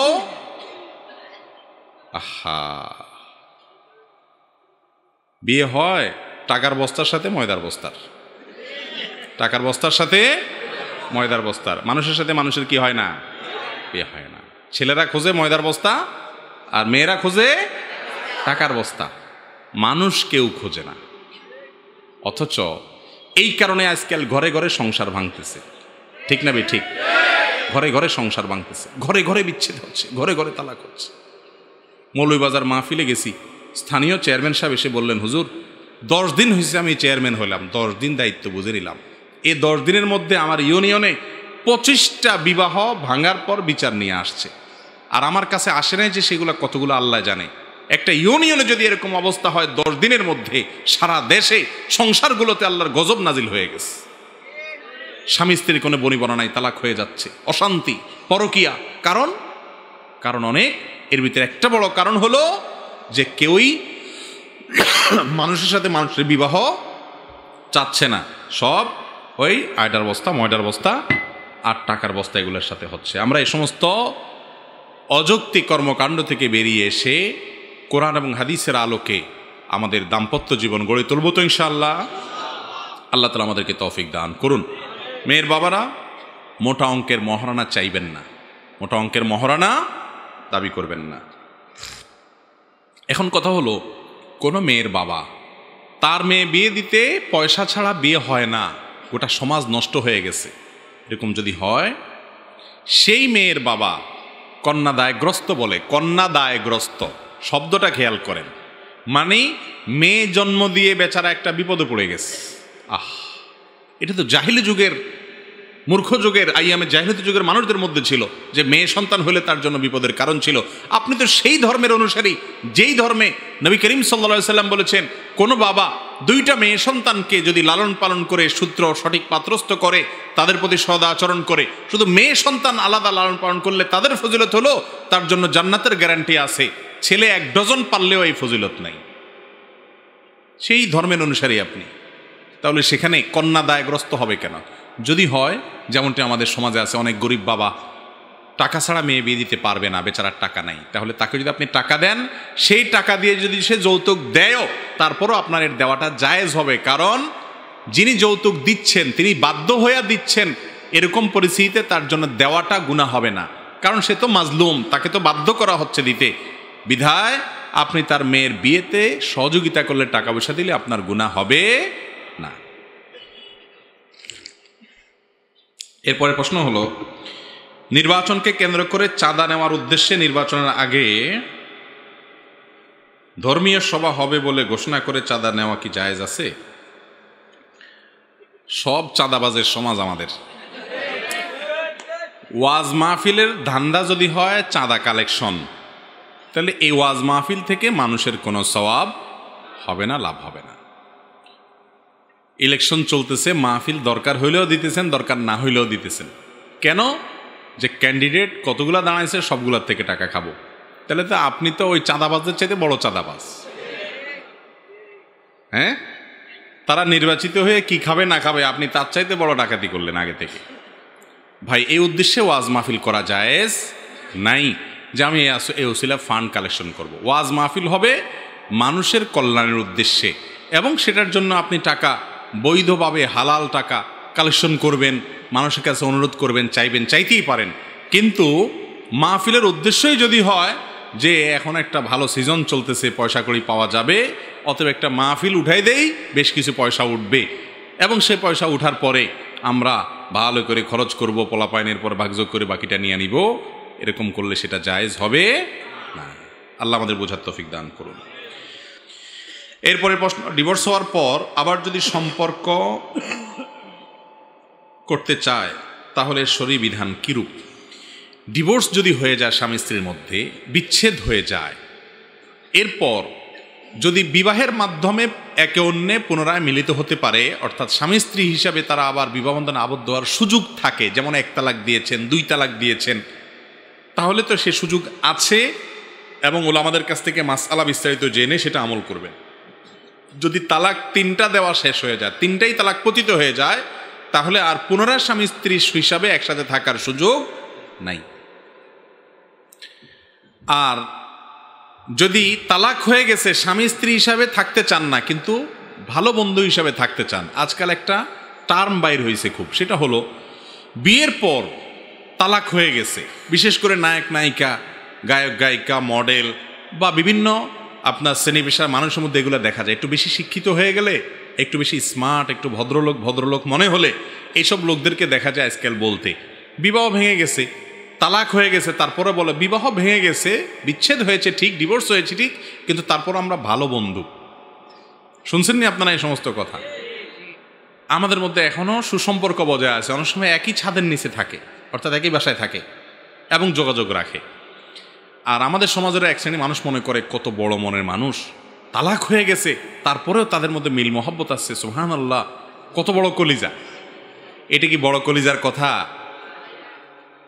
তালাক হয়ে যাওয়ার পর অন্য একজন অপরিচিত নারী, তিনি যেরকম আপনার গায়ের মাহরাম, তার সাথে আপনার যেরকম পর্দা করা ফরজ, তার সাথে যেরকম আপনার একান্ত বাধ্য না হলে, নিরুপায় না হলে, প্রয়োজন না হলে যোগাযোগ করা জায়েজ নাই, আপনার তালাকপ্রাপ্তা স্ত্রীর সাথেও আপনার এরকম কোনো যোগাযোগ রাখা জায়েজ নাই। আপনার ছেলে আছে, মেয়ে আছে, তার কাছে তাদের খোঁজ খবর নিতে হয়, সেজন্য যোগাযোগ করতে হয়, এটা তো প্রয়োজন। কিন্তু খাজুরিয়া আলাপ করবেন, তথাকথিত ভালো বন্ধু সাজবেন এবং সুসম্পর্ক বজায় রাখার জন্য ইটিস পিটিস করবেন, বিবাহের পর যদি বিচ্ছেদ হয়ে যায় এরপরে সেটা করা জায়েজ নাই। এটা বড় মনের পরিচয় নয়, এটা হলো আপনি মুসলিম হিসাবে উদাসীন, আপনি মুসলিম হিসাবে দেউলিয়াপনায় আছেন, মুসলিম হিসাবে আপনি দুর্বল ইমানের মুসলমান, ইসলাম আপনি বুঝেনই নেই, সেজন্য আপনি আল্লাহর নাফরমানিতে লিপ্ত আছেন, হারামে লিপ্ত আছেন। বিবাহ হওয়ার আগে তার সাথে সম্পর্ক যেরকম রাখা আপনার হারাম ছিল, রিলেশন করা যেরকম হারাম ছিল, তথাকথিত বন্ধুতার নামে অপ্রয়োজনীয় আলাপ সালাপ যেরকম হারাম ছিল, বিবাহের পরে বিচ্ছেদ হয়ে গেলে সেটাও কি একই রকম হারাম। এরপরে প্রশ্ন হলো, আমি আপনার একটি আলোচনা থেকে শুনে হারাম রিলেশনশিপ থেকে আল্লাহর পথে ফিরে এসেছি, কিন্তু আমার তার কথা মাঝে মধ্যে মনে পড়ে, তবে আমি তার কথা মনে করতে চাই না, তারপরও মনে পড়ে, এটা কি আমার গুনাহ হবে? আর আমি এই কাজ অর্থাৎ অবৈধ সম্পর্ক থেকে কিভাবে নিজেকে পরিত্রাণ করতে পারবো? দেখুন, কখনো কেউ হারামে লিপ্ত হয়েছে, বিশেষ করে এই টাইপের হারাম, এই যে অবৈধ রিলেশন, যেগুলো বিবাহ বহির্ভূত সম্পর্ক যে হয়, এই সম্পর্কগুলো এমন ডেঞ্জারাস অপরাধ, এগুলো একবার যদি আপনি এগুলোতে লিপ্ত হয়ে যান, এরপর আপনি তওবা করে ফিরে আসেন, তারপরও এই পাপ আপনাকে তাড়িয়ে বেড়াবে। আপনি সিজদায় যাবেন, সেখানে আপনার সে হারাম রিলেশনের মুহূর্তগুলো ভেসে আসবে, শয়তান আপনাকে ডিস্টার্ব করবে, এবং তাকে ছাড়ার পর, আল্লাহর জন্য ত্যাগ করার পর, অবৈধ সম্পর্ক থেকে সরে আসার পরও দেখবেন শয়তান আপনাকে কি কাচ্ছে, এই বিভিন্ন সময় তার চিত্র, তার চেহারা, বিভিন্ন হারাম মুহূর্তগুলোকে ভাসায় তুলছে। এরকম যদি হয় তাহলে আপনি ওই টাইমে নিজের সঙ্গে সংগ্রাম করতে হবে, এবং আপনি তখন বোঝার চেষ্টা করবেন যে শয়তান এখন আমাকে ডিস্টার্ব করছে, শয়তান আমাকে এখন ক্ষতি করছে, সে আমাকে এখন আগের সমস্ত কল্পনা জল্পনা সেগুলো এনে দিয়ে হারামের মধ্যে আবার আমাকে ডুবাতে চায়। ওই টাইমে আল্লাহর আশ্রয় চাইবেন, আল্লাহ আপনি আমাকে হেফাজত করবেন, ইনশাআল্লাহ আপনি দেখবেন যে ধীরে ধীরে ধীরে আপনি সরে আসতে পারবেন। আপনার ইচ্ছার বাইরে যদি হঠাৎ করে এই সমস্ত কল্পনা চলে আসে, আপনি সেটা ইচ্ছাকৃত মনে মনে জল্পনা কল্পনা করে হারাম স্বাদ নেন নাই, সেটা থেকে আপনি দূরে সরানোর নিজেকে চেষ্টা করছেন, ভুলার চেষ্টা করছেন, আল্লাহর আযাবের কথা স্মরণ করে সেটা থেকে সরায় আনছেন নিজেকে, তাহলে ওই রকম জল্পনা কল্পনা আসলে কোনো গুনাহ হবে না, কারণ আপনি ইচ্ছাকৃত আনেন নাই, এমনি আসছে।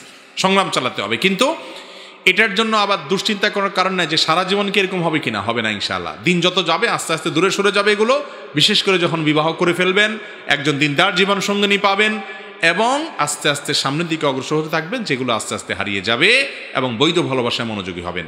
আল্লাহ তাআলা আমাদেরকে হেফাজত রাখার তৌফিক দান করুন। চন্দ্র বা সূর্য গ্রহণের সময় গর্ভবতী মহিলাদের কাঁচা হলুদ বা আম গাছের ডাল নিয়ে হাঁটাহাঁটি করা কতটুকু যুক্তি? দেখেন, এই মাসালা সব জায়গায় মানুষ জানতে চায়। তার মানে এই চন্দ্রগ্রহণ সূর্যগ্রহণের সময় মহিলাদের বিরুদ্ধে নানা রকম ফতোয়াবাজি আমাদের সমাজে চলে, এবং এগুলা মহিলাদের বিরুদ্ধে মহিলারাই বেশি করে পুরুষের চাইতে। চন্দ্রগ্রহণ সূর্যগ্রহণের সময় মহিলাদের জন্য কোনো বিশেষ ফতোয়া নাই ভাই।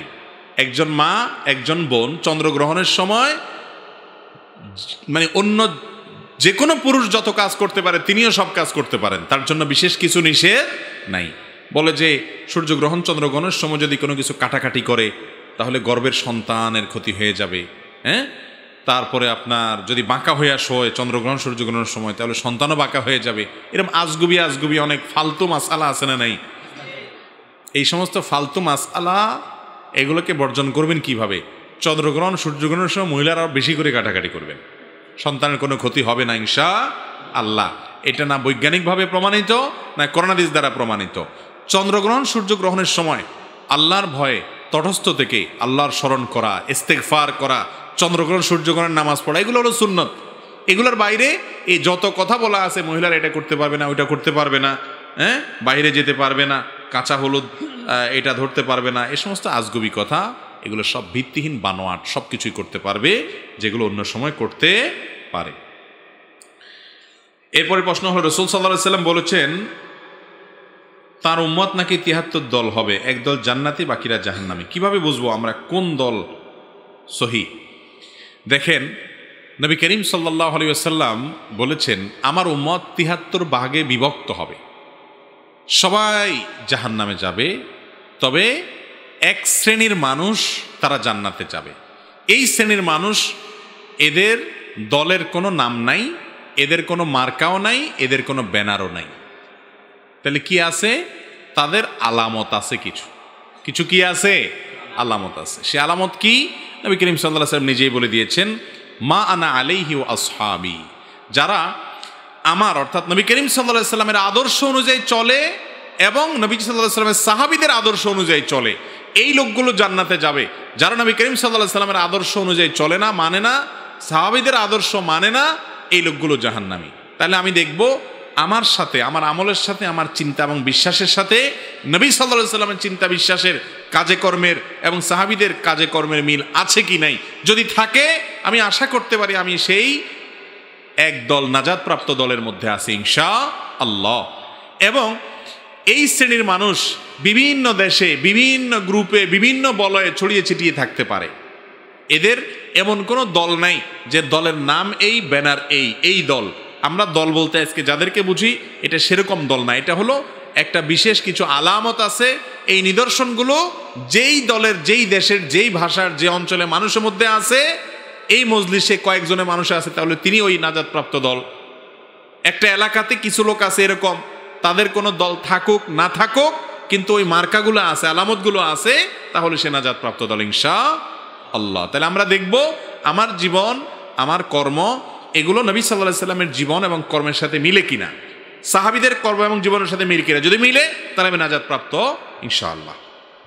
এরপরে প্রশ্ন হলো, আমার নামাজে ভুলবার সন্দেহ হলে সাহু সেজদা দেই, কিন্তু সাহু সেজদার মধ্যে সেজদার সংখ্যা নিয়ে আবারও সন্দেহ হলে কি করণীয়?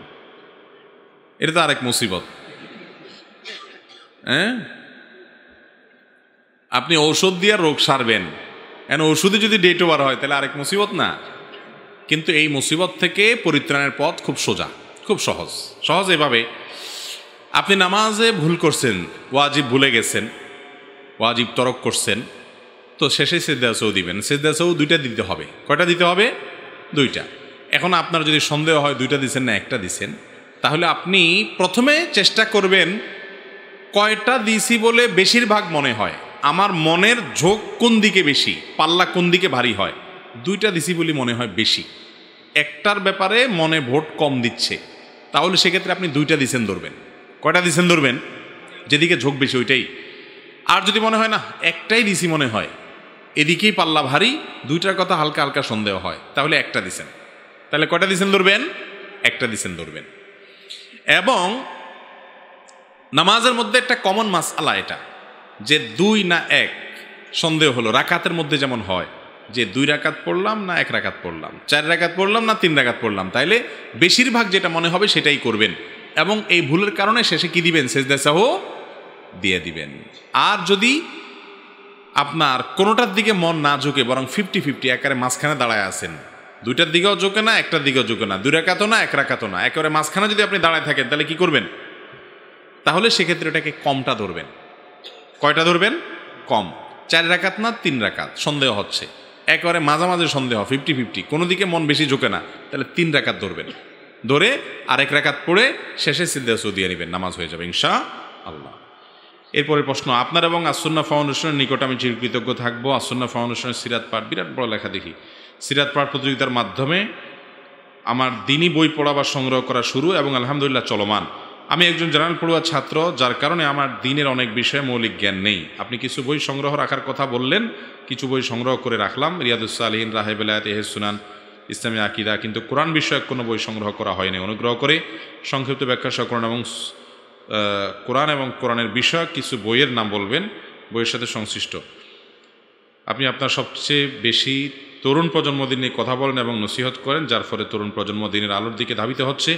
একটি ছোট্ট অনুরোধ, তরুণদের উদ্দেশ্যে বলা কথাগুলো নিয়ে একটা বই আকারে প্রকাশ করলে আরও বেশি উপকৃত হব, কারণ ভিডিওগুলো বেশি হওয়ায় দেখে মনে রাখতে পারি না। প্রয়োজনীয় একটা পরামর্শ, জাযাকুমুল্লাহ খায়ের।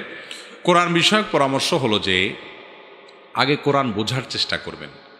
সাধারণ শিক্ষিত ভাইদের জন্য আজকাল কোরআন বোঝাটা, নানান কোর্স আমাদের দেশে বের হয়েছে, যার কারণে অনেক সহজ হয়েছে আলহামদুলিল্লাহ।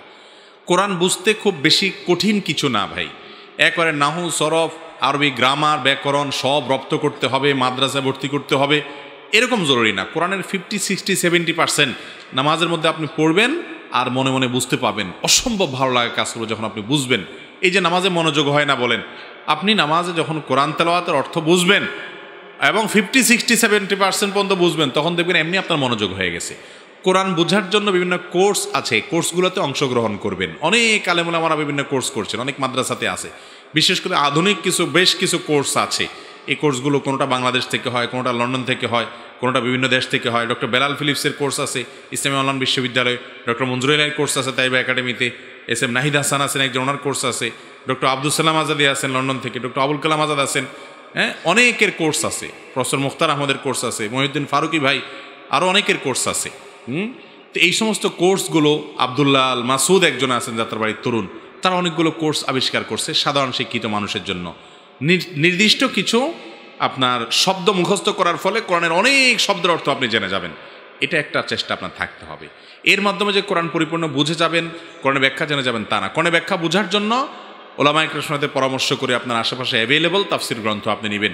তাফসির ইবনে কাসিরের একটা সংক্ষিপ্ত রূপ আছে, খুব ভালো, সেটা সংগ্রহ করতে পারেন। তর্জমার যদি নিতে চান তাহলে সেক্ষেত্রে ইসলামী ফাউন্ডেশন যে তর্জমা করেছে, অনেক আলেম মিলে করেছে, তুলনামূলকভাবে অত্যন্ত ভালো মানের একটা তর্জমা, আর অনেকেই করেছেন আলহামদুলিল্লাহ, কিন্তু এটা ভালো মানের একটা তর্জমা ডক্টর মুজিবুর রহমান করেছেন, ওটা বেশ ভালো মানের তর্জমা। একটা তর্জমা আপনার কাছে থাকলো, একটা তাফসিরের সংক্ষিপ্ত গ্রন্থ আপনার কাছে থাকলো, তাফসিরে তাওজিল কোরআনটাও বেশ ভালো, অনেকগুলো তাফসির আছে। এর পাশাপাশি কোরআনটা বোঝার চেষ্টা করবেন, বোঝার চেষ্টার জন্য বিভিন্ন কোরআনিক অ্যারাবিকের কোর্স আছে, এই কোর্সগুলো করবেন, ইনশাআল্লাহ কাজে আসবে। আর বইয়ের কথা বলেছেন, ইনশাআল্লাহ আমরা বই অলরেডি আমাদের এই যে শরঈ সমাধান প্রশ্ন উত্তরগুলো নিয়ে বইয়ের কাজ চলছে, আরও বেশ কিছু সময় লাগবে। এটা আসলে ইনশাআল্লাহ বিরাট বড় একটা উপকার হবে উম্মতের, আশা করা যায়। এবং সেই সাথে সহজ আমল নামে একটা বই আসবে, আমাদের বিভিন্ন আলোচনার আলোকে যেগুলো লেখা, ঘুমের সুন্নাহগুলো নিয়ে একটা বই খুব শীঘ্রই আসবে। আল্লামার রব নিয়ে একটা বই ইনশাআল্লাহ 1-2 মাসের মধ্যে আসবে ইনশাআল্লাহ। এরপরে প্রশ্ন হলো, যৌন শিক্ষা জায়েজ আছে কিনা? দেখুন, আজকাল যৌন শিক্ষা নামে একটা আলাদা সাবজেক্ট বের হয়েছে, পৃথিবীর বিভিন্ন দেশে অনেক আগে থেকেই আছে, আমাদের দেশে সম্প্রতি চালু হয়েছে, এবং অনেকে এটার গুরুত্ব বুঝিয়ে থাকেন। সন্দেহ নাই যৌন শিক্ষা একটা লেভেল পর্যন্ত দরকার আছে। যেমন একজন প্রাপ্তবয়স্ক ছেলে প্রাপ্তবয়স্ক হওয়ার আগে, যখন সে প্রাপ্তবয়স্ক হচ্ছে, পূর্ণ যৌবনে পদার্পণ করছে, ওই টাইমটাতে সে গোসল ফরজ হলে সে কি করবে কি না করবে, এই সমস্ত বিধিবিধান কোরআন হাদিসে আছে না নাই? অতএব ইসলাম তো এতটুকু লেভেল পর্যন্ত যৌন শিক্ষা দেওয়ার কথা বলে। একজন মেয়ে তিনি প্রাপ্তবয়স্কা হচ্ছেন, তার মাসিক শুরু হচ্ছে, মাসিক শুরু হওয়ার আগেই বাবা মার জন্য কর্তব্য হলো তাকে এই জ্ঞান দেওয়া যে প্রাপ্তবয়স্ক হওয়ার পর, মাসিক শুরু হওয়ার পর তিনি কিভাবে চলবেন, কিভাবে নাপাক থেকে পাক হবেন, নাপাক হলে তখন তিনি কি কাজ করবেন না কি কাজ করবেন। তাহলে এগুলো সবগুলো তো যৌনতা সংশ্লিষ্ট ইলম এবং জ্ঞান, ইসলাম এই জ্ঞানগুলো দিতে বলে। যৌন শিক্ষা বলতে যদি আপনি তরুণদেরকে কিভাবে তাদের তারুণ্যে তথাকথিত নিরাপদ যৌনতা করবে, বিবাহ বহির্ভূত সম্পর্ক কিভাবে করবে, তথাকথিত নিরাপত্তার পথ আপনি দেখান, তাহলে এগুলো বরং যুবকদেরকে উস্কানি দিয়ে তরুণদেরকে, উঠতি বয়সের ছেলে মেয়েদেরকে নষ্টামের দিকে যাওয়া, স্বভাবজাত যে লাজুকতা আছে সেটাকে নষ্ট করার মাধ্যমে সমাজ এবং পরিবার আরও ধ্বংসের দিকে যাবে, এর মাধ্যমে ভালো কিছু আসবে না। যৌন শিক্ষা বলতে যদি তার প্রয়োজনীয় যা না জানলে নয়, উপকারী সেই শিক্ষাটা হয়, তাহলে এটা অবশ্যই শরীয়তে গ্রহণযোগ্য। তবে সেটা ওপেনলি সবার সামনে বিভিন্ন বয়সের বাচ্চাদেরকে, বিভিন্ন বয়সের শিক্ষার্থীদেরকে শেখানোর চাইতে ইসলাম বলে সেটা পারিবারিক বলয়ের মধ্যে হবে। মায়েরা মেয়েদেরকে শেখাবেন, বাবারা টিচাররা ছেলেদেরকে শেখাবেন নিজস্ব বলয়ের মধ্যে। লজ্জা শরমের যে গণ্ডি আছে সেটা যেন ক্রস না করে, এটা ক্রস করে গেলে সেটা কোনো সমাজের জন্য, কোনো পরিবারের জন্য ভালো কিছু হবে না। যৌন শিক্ষা যে সমস্ত দেশে দেয়া হয়, সে সমস্ত দেশে তরুণদের, উঠতি বয়সের যুবক যুবতীদের দুরবস্থা কত ভয়াবহ, এবং অল্প বয়সে গর্ভপাত, গর্ভধারণ এবং এই হারাম রিলেশনে জড়িয়ে তাদের জীবনকে ধ্বংসের দিকে নেওয়ার যে হিড়িক, সেই রেশিওগুলো, সেই জরিপগুলো আল্লাহর ওয়াস্তে একটু অনুসন্ধান করে পড়ার চেষ্টা করবেন, জানার চেষ্টা করবেন। যারা মনে করেন তথাকথিত এই যৌন শিক্ষার নামে যুবকদের, তরুণদের লাজুকতা এবং তাদের লজ্জাশীলতা দূর করে ফেলতে হবে, বেহায়া করে দিতে হবে, এবং যা দরকার তা, যা দরকার না তাও তাদেরকে শিখাবেন।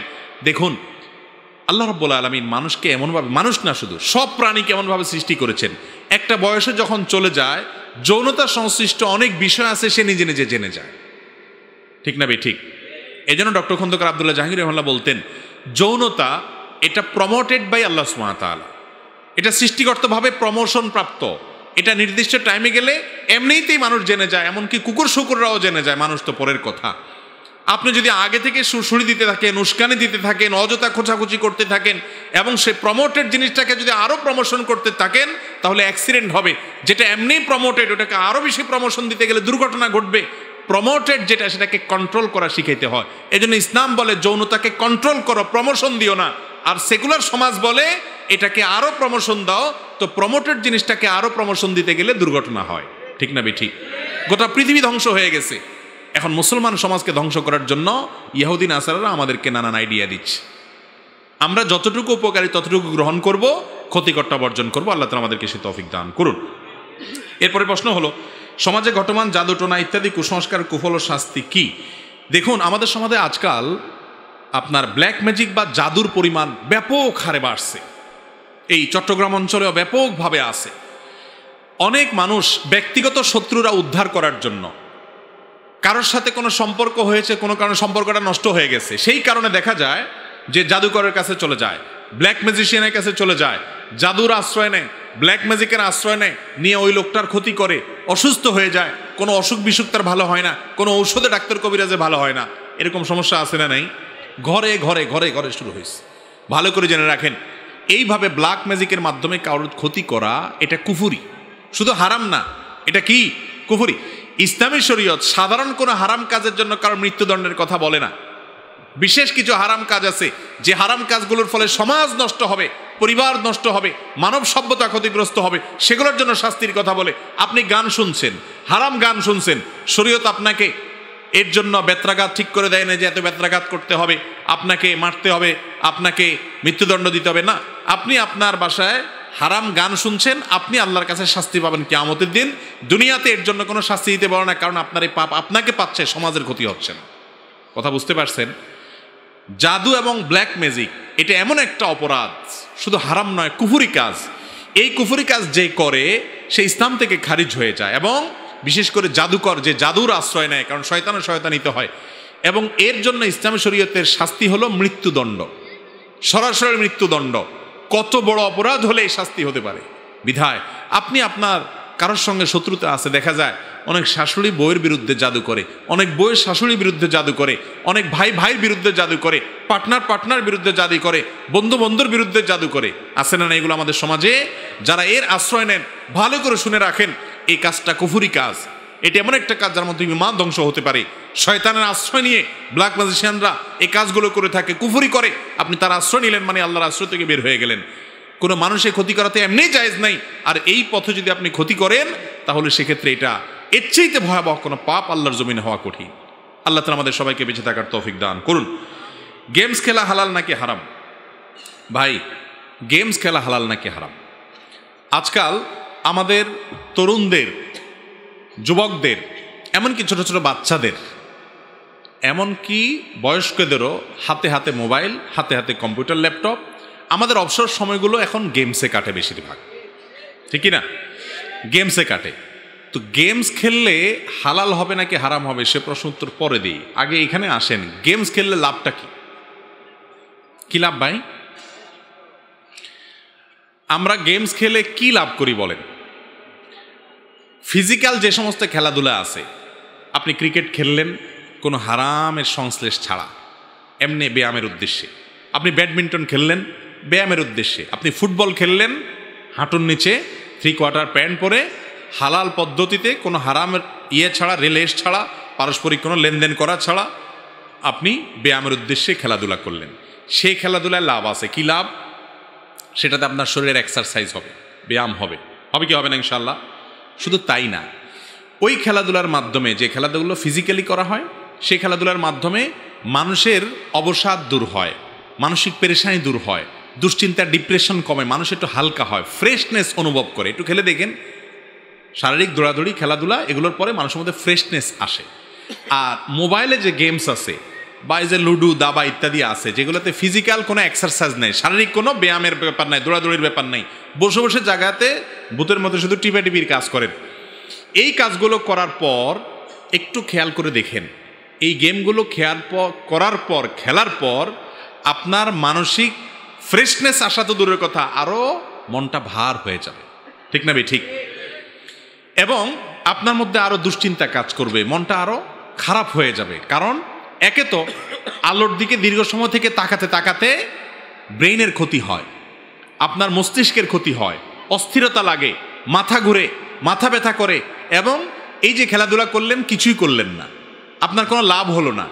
এই জন্য শরীয়ত ফিজিক্যাল যে এক্সারসাইজ আছে সেই জাতীয় খেলাধুলাগুলোকে শর্ত সাপেক্ষে জায়েজ বলে। সেখানে এক পক্ষ আরেক পক্ষকে হার জিতের ভিত্তিতে কোনো লেনদেন করবে না, সেখানে কোনো সতর উন্মুক্ত করবে না, হারাম কিছু থাকবে না, মিউজিক থাকবে না, সেখানে নারী পুরুষের মিক্সিং থাকবে না, এরকম নানান শর্ত সাপেক্ষে এই শারীরিক খেলাগুলোর উপর উৎসাহিত করে।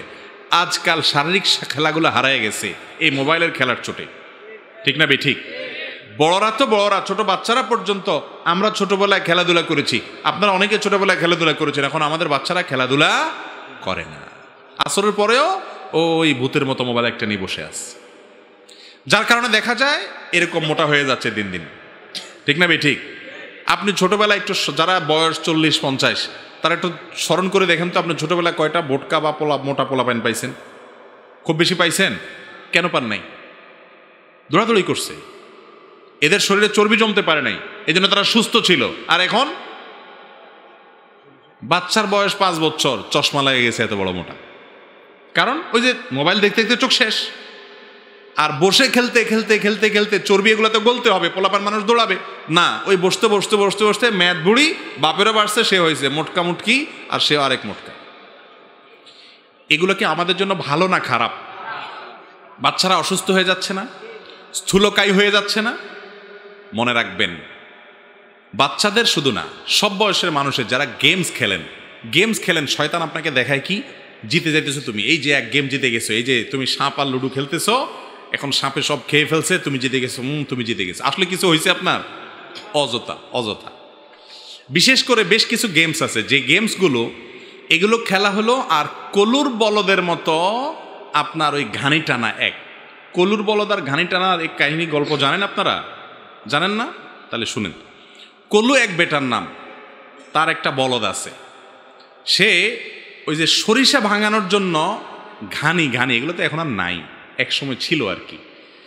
এই ঘানিতে সরিষা দিয়া, ওই ঘানির জোয়াল গরুর ইয়াতে দিয়া, কাঁধে দিয়া, গরুর চোখ মুখ বেঁধে দিয়া তারে দৌড়াইতো। তো গরু যত ঘুরতো, ওই ঘানি ঘুরে ঘুরে ঘুরে কি হইতো, সরিষার তেল বাইর হইয়া টপ টপ টপ টপ করে পড়তো।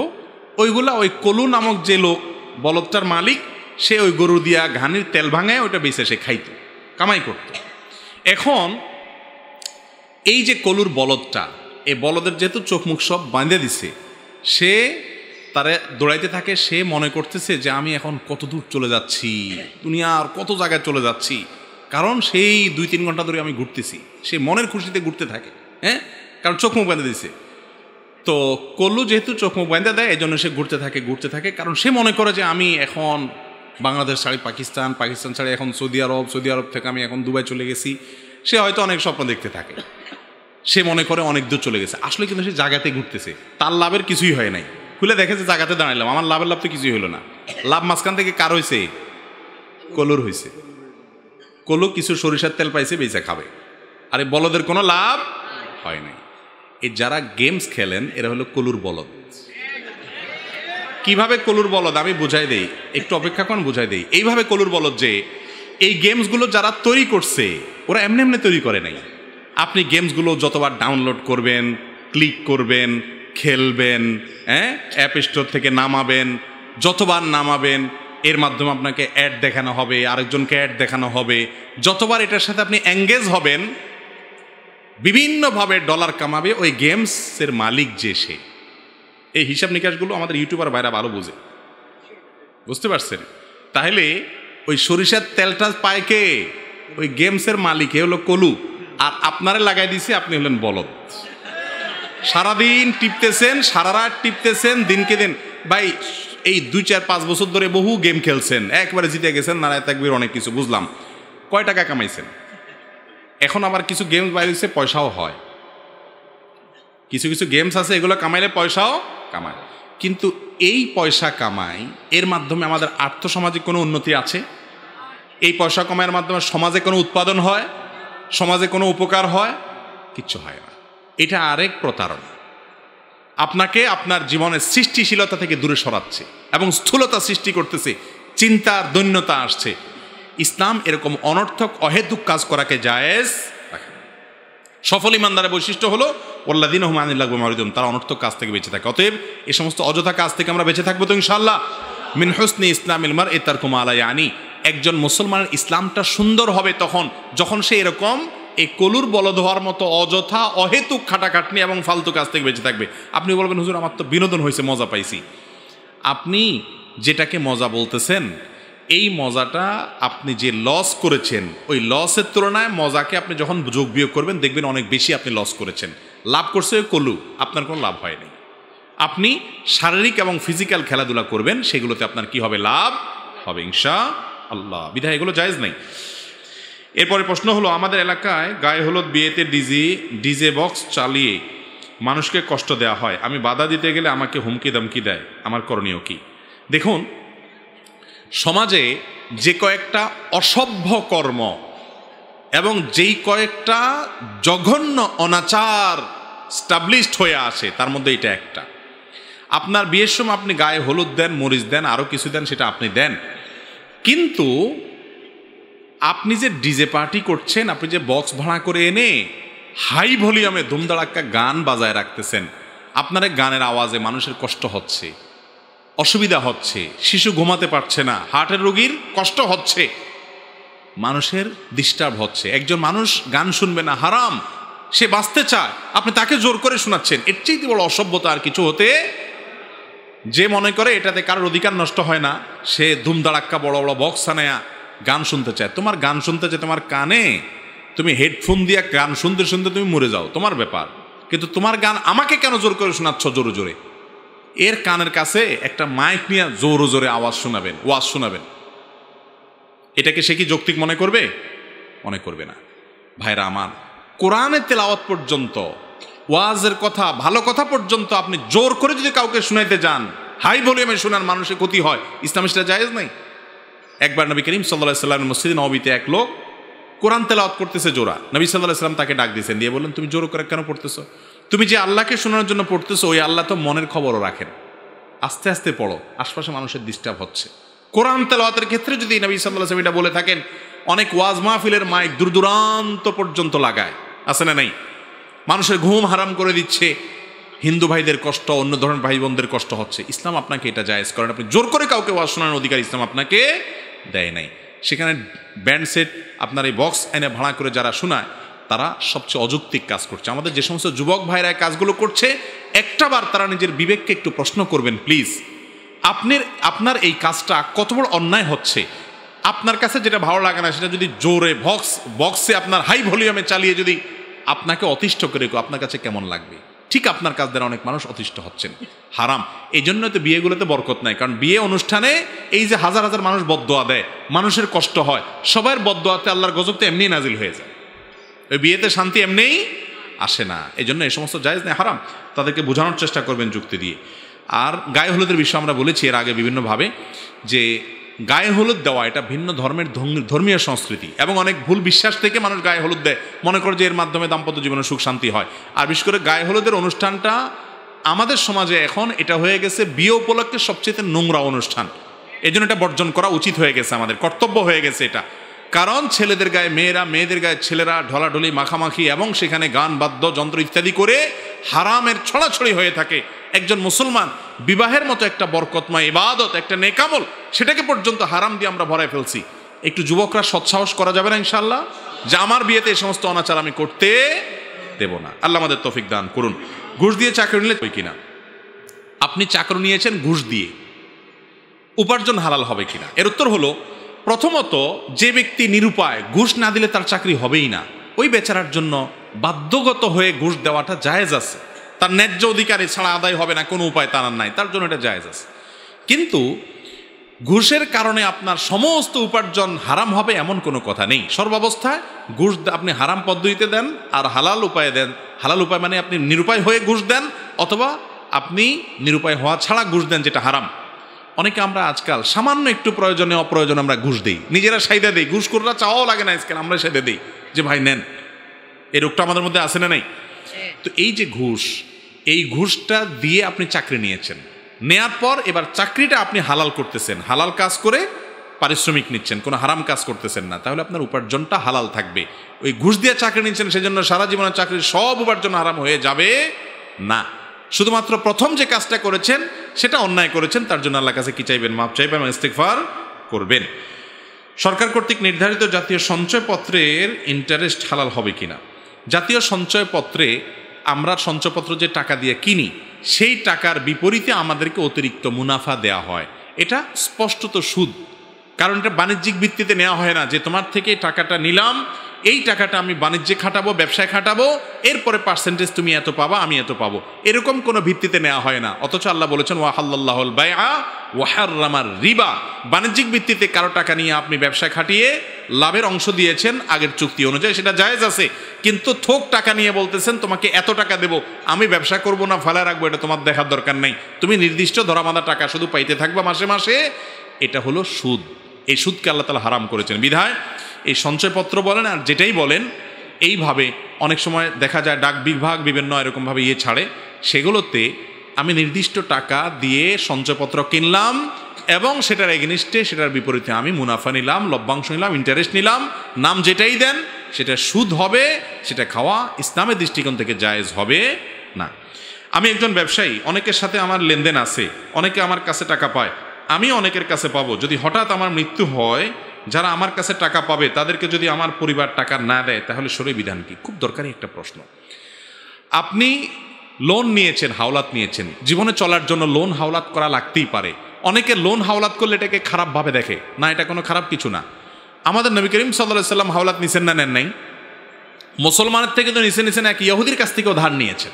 বিধায় মানুষের প্রয়োজনে মানুষ ধার নেয়া দেওয়া এটা করতেই পারে। মুশকিল হলো ধার নেয়ার পর আমাদের সমাজে বেশিরভাগ মানুষ এমন প্রতারণা করে, যার কাছ থেকে ধার নিছে মনে হয় যে তারা আর চিনেও না। ধার নেয়ার পর ওই লোক যে বেচারা ধার দিছে সে এবার ভিক্ষুকের মতো তার পিছে পিছে ঘুরে লাগে। যেই দোকানদার বেচারা বাকি দিছে, উপকার করছে, এরপরে সে আর ওই দোকানের সামনে দিয়ে হাঁটে না, আরেক দোকান থেকে যায় সদাই খায়। এই রোগগুলো আমাদের সমাজে আছে না নাই? নবী করিম সাল্লাল্লাহু আলাইহি সাল্লাম বলেছেন, খিয়ারুকুম আহসানুকুম কাদাআ, তোমাদের মধ্যে সবচেয়ে ভালো মুসলমান সে যেই মুসলমান কারোর কাছ থেকে হাওলাত নিলে, দোকান থেকে বাকি নিলে, লোন ধার দেনা নিলে টাইম অনুযায়ী পরিশোধ করে, টালবাহানা করে না, ঘোরাঘুরি করায় না, এবং বাটপারি করে না, এবং চিটারি করে না, দেনাদারকে পাওনাদারকে ঘুরায় না। এই ব্যক্তি হলো আসল ভালো মুসলমান। ভালো মুসলমান শুধু লেবাসে পোশাকে হয় না, লেনদেনে কায় কারবারে মানুষ ভালো মুসলমান হয়। সেটা আমরা করি না। ভাইরা আমার, এখন কথা হলো আপনি ব্যবসা করতে গিয়ে দেনা করেছেন, আপনার ঘোরানোর উদ্দেশ্য নাই, কিন্তু আপনি পারেন নাই দিতে, যে কোনোভাবে বিপদে পড়ে গেছেন। আপনার কর্তব্য হলো পরিবারকে ওসিয়ত করে যাওয়া, আমার স্থাবর অস্থাবর সম্পত্তি যেগুলো আছে, আমি যদি জীবদ্দশায় দেনা পরিশোধ করতে না পারি, তাহলে এগুলো বিক্রি করার পর আমার সম্পদ থেকে যেন দেনা পরিশোধ করা হয়। এমনকি আপনি ওসিয়ত না করলেও ওয়ারিসদের উপরে ফরজ কর্তব্য হলো তার বাপ, তার ভাই, তার মা, তার বড় ভাই বা তার যে কোনো নিকটাত্মীয় মারা গেছে, তার মৃত্যুর পর যদি পাওনাদার থাকে, 1 নম্বরের কাজ হলো তার সম্পদগুলো সবগুলোর মূল্য বের করে বিক্রি করে সেগুলো থেকে আগে পাওনাদারকে বিদায় করতে হবে। পাওনাদারকে বিদায় করার পরে যদি কিছু থাকে তাহলে ওয়ারিসরা ভাগযোগ করে নিবে, আর না থাকলে নেই। কথা কি বুঝতে পারছি? কিন্তু সেটা আমরা করি না। এই জন্য যিনি দেনাদার তার কর্তব্য ভালো করে ওসিয়ত করে যাওয়া, টাইট করে যাওয়া, এবং আশঙ্কা থাকলে নিজে থাকতেই যত সম্ভব দেনা পরিশোধ করে যাওয়া। যারা মানুষের টাকা ঘুরাচ্ছেন এবং মনে করতেছেন যে আমি অনেক আমল টামল করে জান্নাতে চলে যাব, তারা ভালো করে শুনে রাখেন, মানুষের টাকা নিয়ে যারা পরিশোধ করে নাই, এই মানুষগুলো তাদের জান্নাতে যাওয়া ঝুলন্ত থাকে, তারা জান্নাতে যেতে পারে না যত নেকামলই করুক। ওই মানুষের পাওনার যে মামলা, এই মামলা আল্লাহর আদালতে কি আমাদের পরিশোধ করা ছাড়া। এবং একটু আগে আপনারা খালেদ হোসেন সাহেবের বক্তব্য থেকে শুনতেছিলেন, আমিও পথ থেকে শুনছিলাম, তিনি বলছিলেন যে এইরকম মানুষ যে মানুষের দেনা রেখে সে দুনিয়া থেকে চলে গেছে, নবী করিম সাল্লাল্লাহু আলাইহি সাল্লাম নিজে তার জানাজা পড়তেন না, অন্য সাহাবীদেরকে বলতেন তোমরা পড়ো। সে মুসলমান, ঠিক আছে, জানাজা পড়া হবে, ঠিক আছে, কিন্তু নবীজি পড়তেন না, সমাজের গণ্যমান্যরা পড়বে না, ইমাম সাহেব পড়বে না, মুয়াজ্জিন সাহেব পড়াই দিবে তার জানাজা, যাতে করে মানুষের টাকা নিয়ে টালবাহানা করতে মানুষ চিন্তা করে। এই জন্য যারা মানুষের কাছ থেকে হাওলাত নেন অথবা ধার দেনা করেন, বাকি নেন, তারা টাইম মতো পরিশোধ করবেন তো ইনশাআল্লাহ? যদি আপনার চেষ্টার পরেও আপনি দিতে না পারেন, আপনার ইচ্ছার কোনো ত্রুটি নাই, বিপদে পড়ে গেছেন, নিরুপায় হয়ে গেছেন, আল্লাহর কাছে আশ্রয় প্রার্থনা করবেন। বান্দার যদি ইচ্ছাকৃত অন্যায় না হয়, সেই ইচ্ছাকৃত মানুষের ঘুরায় নাই, কিন্তু বেচারা ফেঁসে গেছে এবং তার কিছুই নাই আসলে দেওয়ার মতো, তাহলে আল্লাহ তাআলা তাকে রক্ষা করবেন এবং পাওনাদারকে আল্লাহ তাআলা খুশি করবেন যদি সে আল্লাহকে খুশি করে যেতে পারে। এরকম বিভিন্ন হাদিস পাওয়া যায়। একটা জিনিস শুনে রাখেন, অনেক দেনাদার আছে যারা বলে যে ভাই আমার তো আসলে দেনা পরিশোধের কিচ্ছু নাই, ওনার বিঘাকে বিঘা জমি আছে, কানেকে কানে জমি আছে, কয়েকটা ফ্ল্যাট আছে, বাড়ি আছে, কিন্তু উনি মনে করে যে ব্যবসায়িক দেনা আবার ব্যবসা করে পরিশোধ করব, তো ব্যবসা নাই, পরিশোধও করে না। না, এটা জায়েজ নাই। আপনার স্থাবর অস্থাবর সম্পত্তি বিক্রি করে হলে দেনা শোধ করবেন। আপনার দেনা সব কিছুর আগে সন্তানের জন্য কি রেখে যাচ্ছেন, তার চেয়ে বড় প্রশ্ন হলো আপনি দেনাদারকে পাওনা পরিশোধ করেছেন কিনা। এই জন্য স্থাবর অস্থাবর সম্পত্তি বিক্রি করে হলো কি করতে হবে, দেওয়ানা পরিশোধ করতে হবে। আর যদি না করেন গুনাহগার হবেন আপনি আল্লাহর কাছে। এরপরে প্রশ্ন হলো, বার্ষিক সবার টাকার উসিলায় পার্শ্ববর্তী মসজিদে এশার আযান দিতে না দেওয়া ও জামাতে সালাত আদায় করতে না দেয়া কি শরীয়ত সম্মত? ইন্না লিল্লাহ, এটা খুবই জঘন্য কাজ। মাহফিলের টাকা উঠাবেন, সেটার জন্য মসজিদের আজান বন্ধ, মসজিদের জামাত বন্ধ করা জায়েজ নাই। পয়সাটাই যখন ধান্দা হয়ে যায় মাহফিল থেকে, এই মাহফিল থেকে মানুষ শিখবে কিরে ভাই?